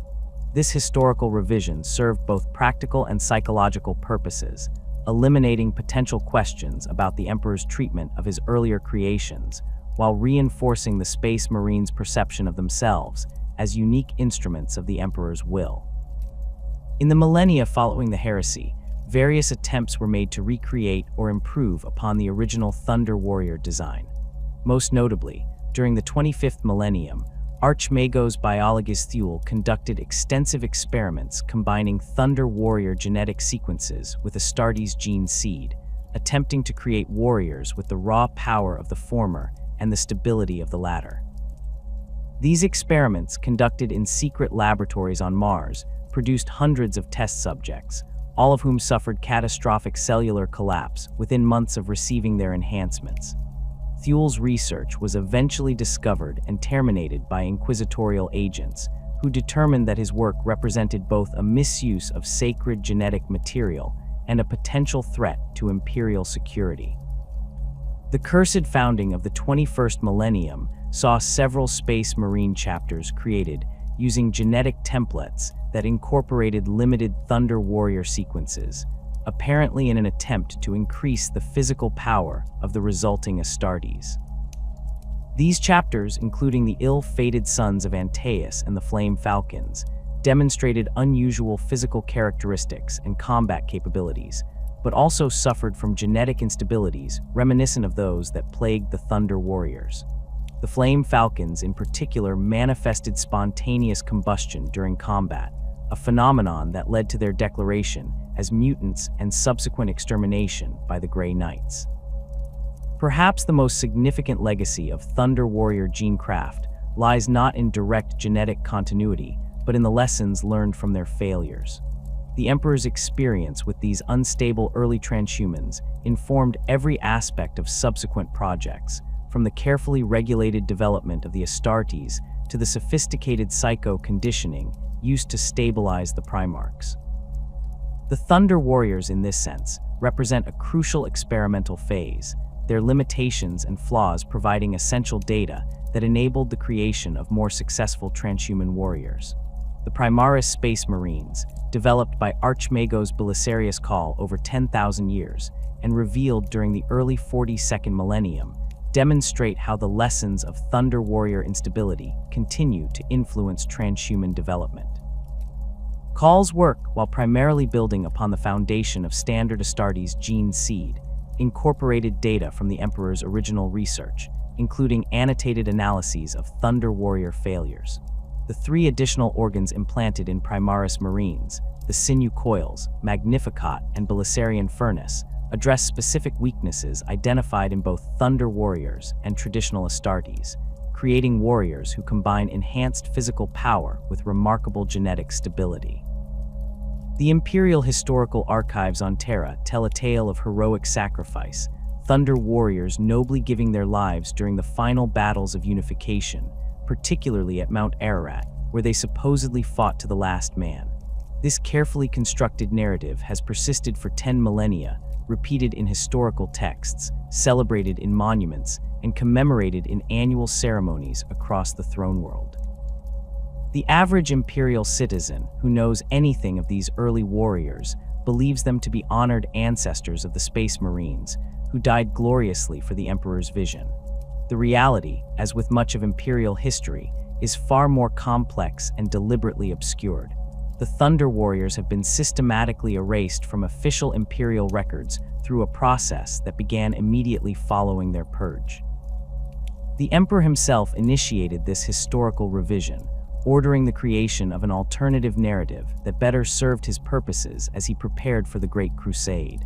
In the decades that followed, Imperial archivists methodically altered or destroyed documentation that contradicted the official account, while artificially aged monuments depicting the Thunder Warriors' heroic last stand were erected at strategic locations.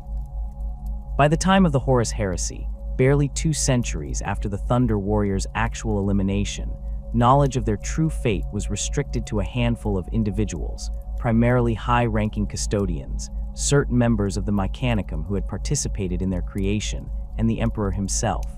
Even Malcador the Sigillite, the Emperor's most trusted advisor, possessed only partial knowledge of the circumstances surrounding their disappearance. The Primarchs themselves received carefully edited information regarding their predecessors. When questioned about the Thunder Warriors by Primarch Horus during the early Great Crusade, the Emperor described them as necessary sacrifices to the cause of unification, without elaborating on the nature of that sacrifice. Fragmentary records from Rogel Dorn's personal archives suggest he may have deduced more of the truth, noting in a private journal, "The foundations of the Imperium are laid in pragmatism, not sentiment. My father understands that creation requires destruction, and that tools must sometimes be discarded when their purpose is fulfilled." The most systematic effort to preserve accurate information about the Thunder Warriors came from an unexpected source, the Legio Custodes. Despite their direct role in the Purge, or perhaps because of it, the custodians maintained detailed records of the Thunder Warriors' creation, deployment, capabilities, and elimination. These archives, sealed within the inner sanctum of the Imperial Palace, served both as historical documentation and as tactical reference should similar transhuman assets ever need to be neutralized. Constantin Valdor, Captain General of the Custodian Guard during the Unification Wars and Great Crusade, personally oversaw the compilation of what became known as the Liber Primaris, a comprehensive account of all the Emperor's early transhuman projects.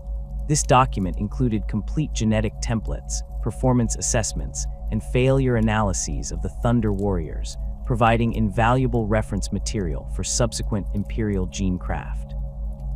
Access to this text remained extremely limited, with each Captain General passing knowledge of its existence to their successor as part of the secret traditions of the Custodian Guard. The question of whether knowledge of the Thunder Warriors' fate influenced the loyalty of the Space Marine legions during the Horus Heresy remains controversial among Imperial scholars. Most historical analyses suggest that the traitor Primarchs and their legions had no specific knowledge of the Thunder Warriors' purge when they turned against the Emperor.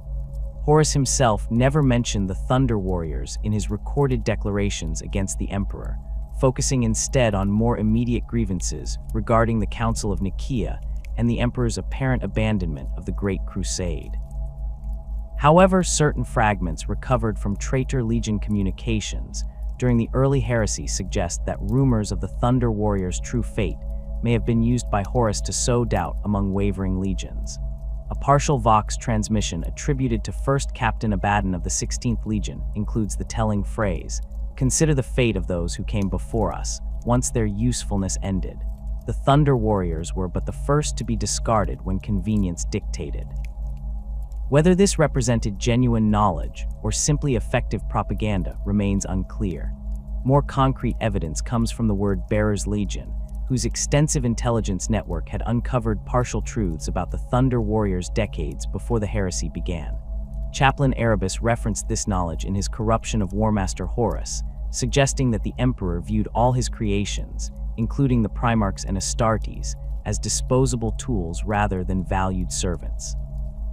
This narrative found fertile ground in the mind of a Warmaster, already questioning his father's decisions and apparent abandonment. The iconography and heraldry of the Thunder Warriors presents another aspect of their complex legacy. During the Unification Wars, Thunder regiments displayed distinctive symbols that reflected their brutal purpose: lightning bolts, clenched fists, shattered chains, and stylized representations of Terra united under the Emperor's rule. These symbols were prominently displayed on their armor, banners, and personal equipment, creating a recognizable visual language that inspired fear in their enemies and respect among Imperial forces. Following the Purge, much of this iconography was deliberately suppressed, with Imperial authorities removing or destroying Thunder Warrior symbols throughout Terra. However, certain elements were subtly incorporated into early Space Marine heraldry, particularly within the 7th Legion and the 12th Legion.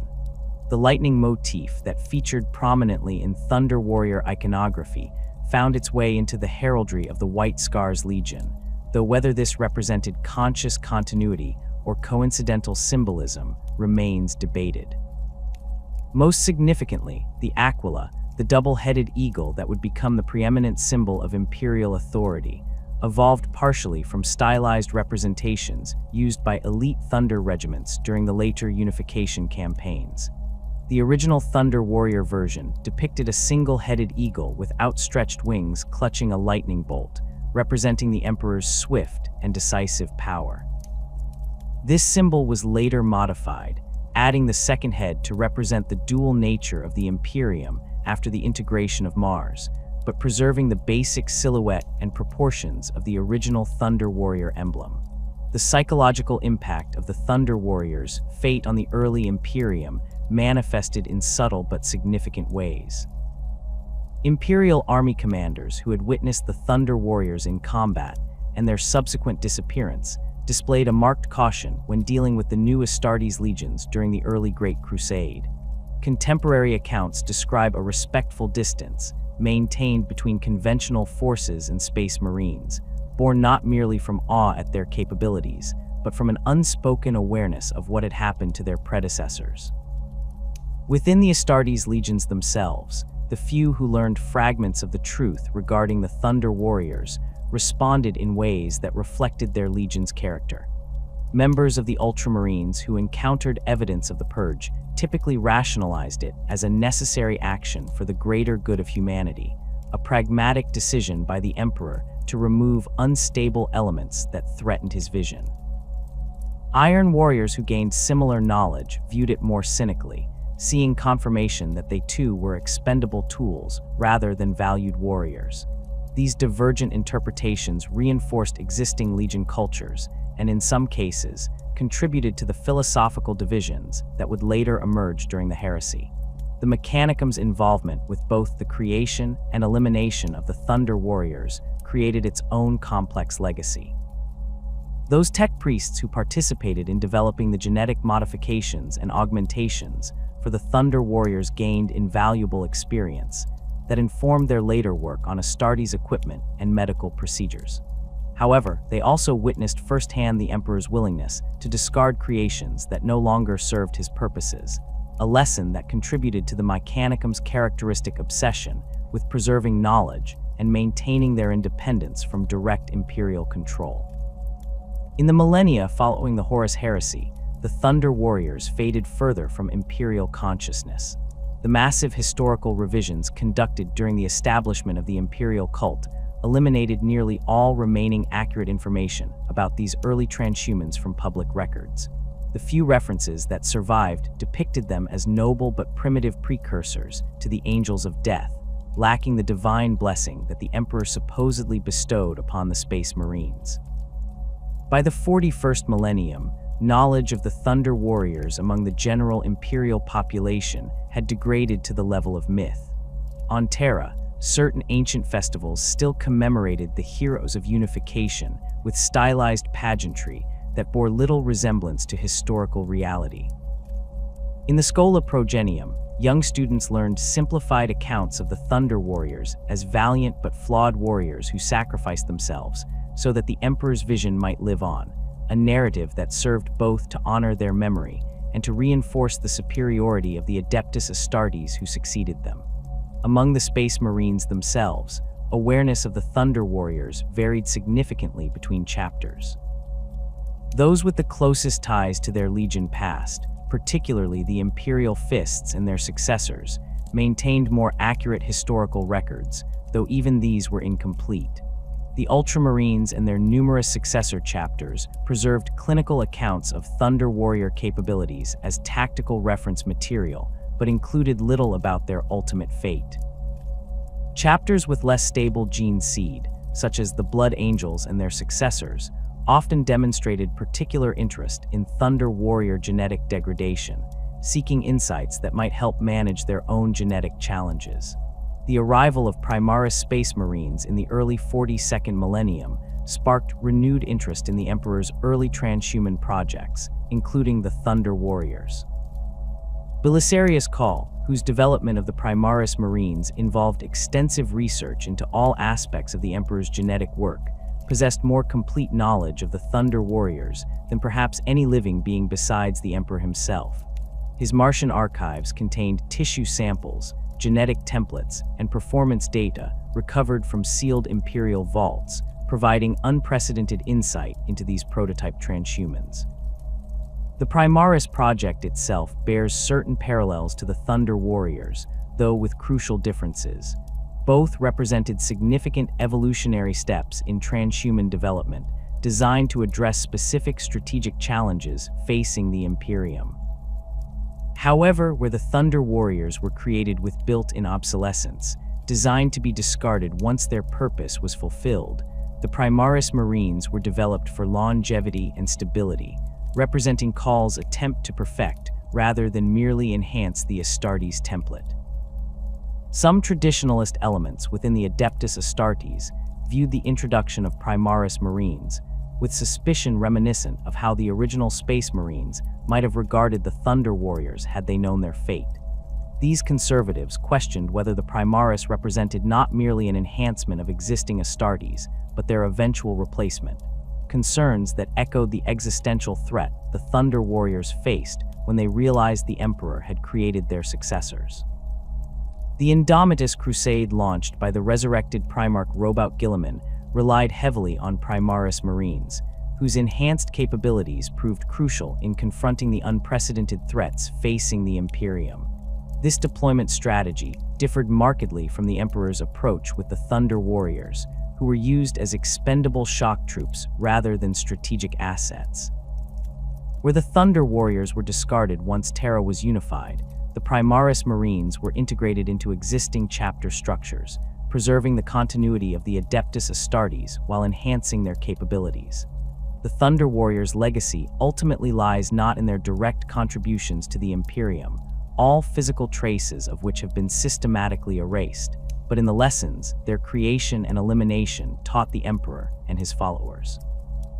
They represented a crucial experimental stage in transhuman development, their successes and failures informing each subsequent generation of enhanced warriors.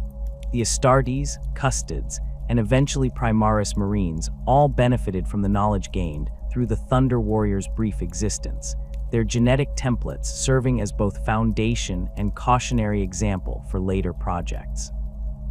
In the final analysis, the Thunder Warriors embody one of the central paradoxes of the Imperium, a civilization built upon forgotten sacrifices and deliberate historical revision. Their story, when stripped of mythological embellishment, reveals the pragmatic ruthlessness that has characterized the Imperium since its inception. They were created to serve a specific purpose, employed with brutal efficiency, and eliminated when they threatened to become a liability, a pattern that would repeat itself countless times throughout Imperial history. As the Imperium faces unprecedented challenges in the 42nd millennium, with the galaxy split by the Cicatrix Maledictum and ancient threats re-emerging from the darkness, the legacy of the Thunder Warriors serves as a reminder of both the heights humanity can achieve through genetic science and the moral compromises such advancement often entails. In the grim darkness of the far future, progress comes at a price, and even the mightiest warriors may find themselves obsolete when circumstances change. The Thunder Warriors understood this truth too late, but their forgotten sacrifice helped forge an Imperium that has endured for 10,000 years, an empire built upon the foundations they helped establish before being erased from its history.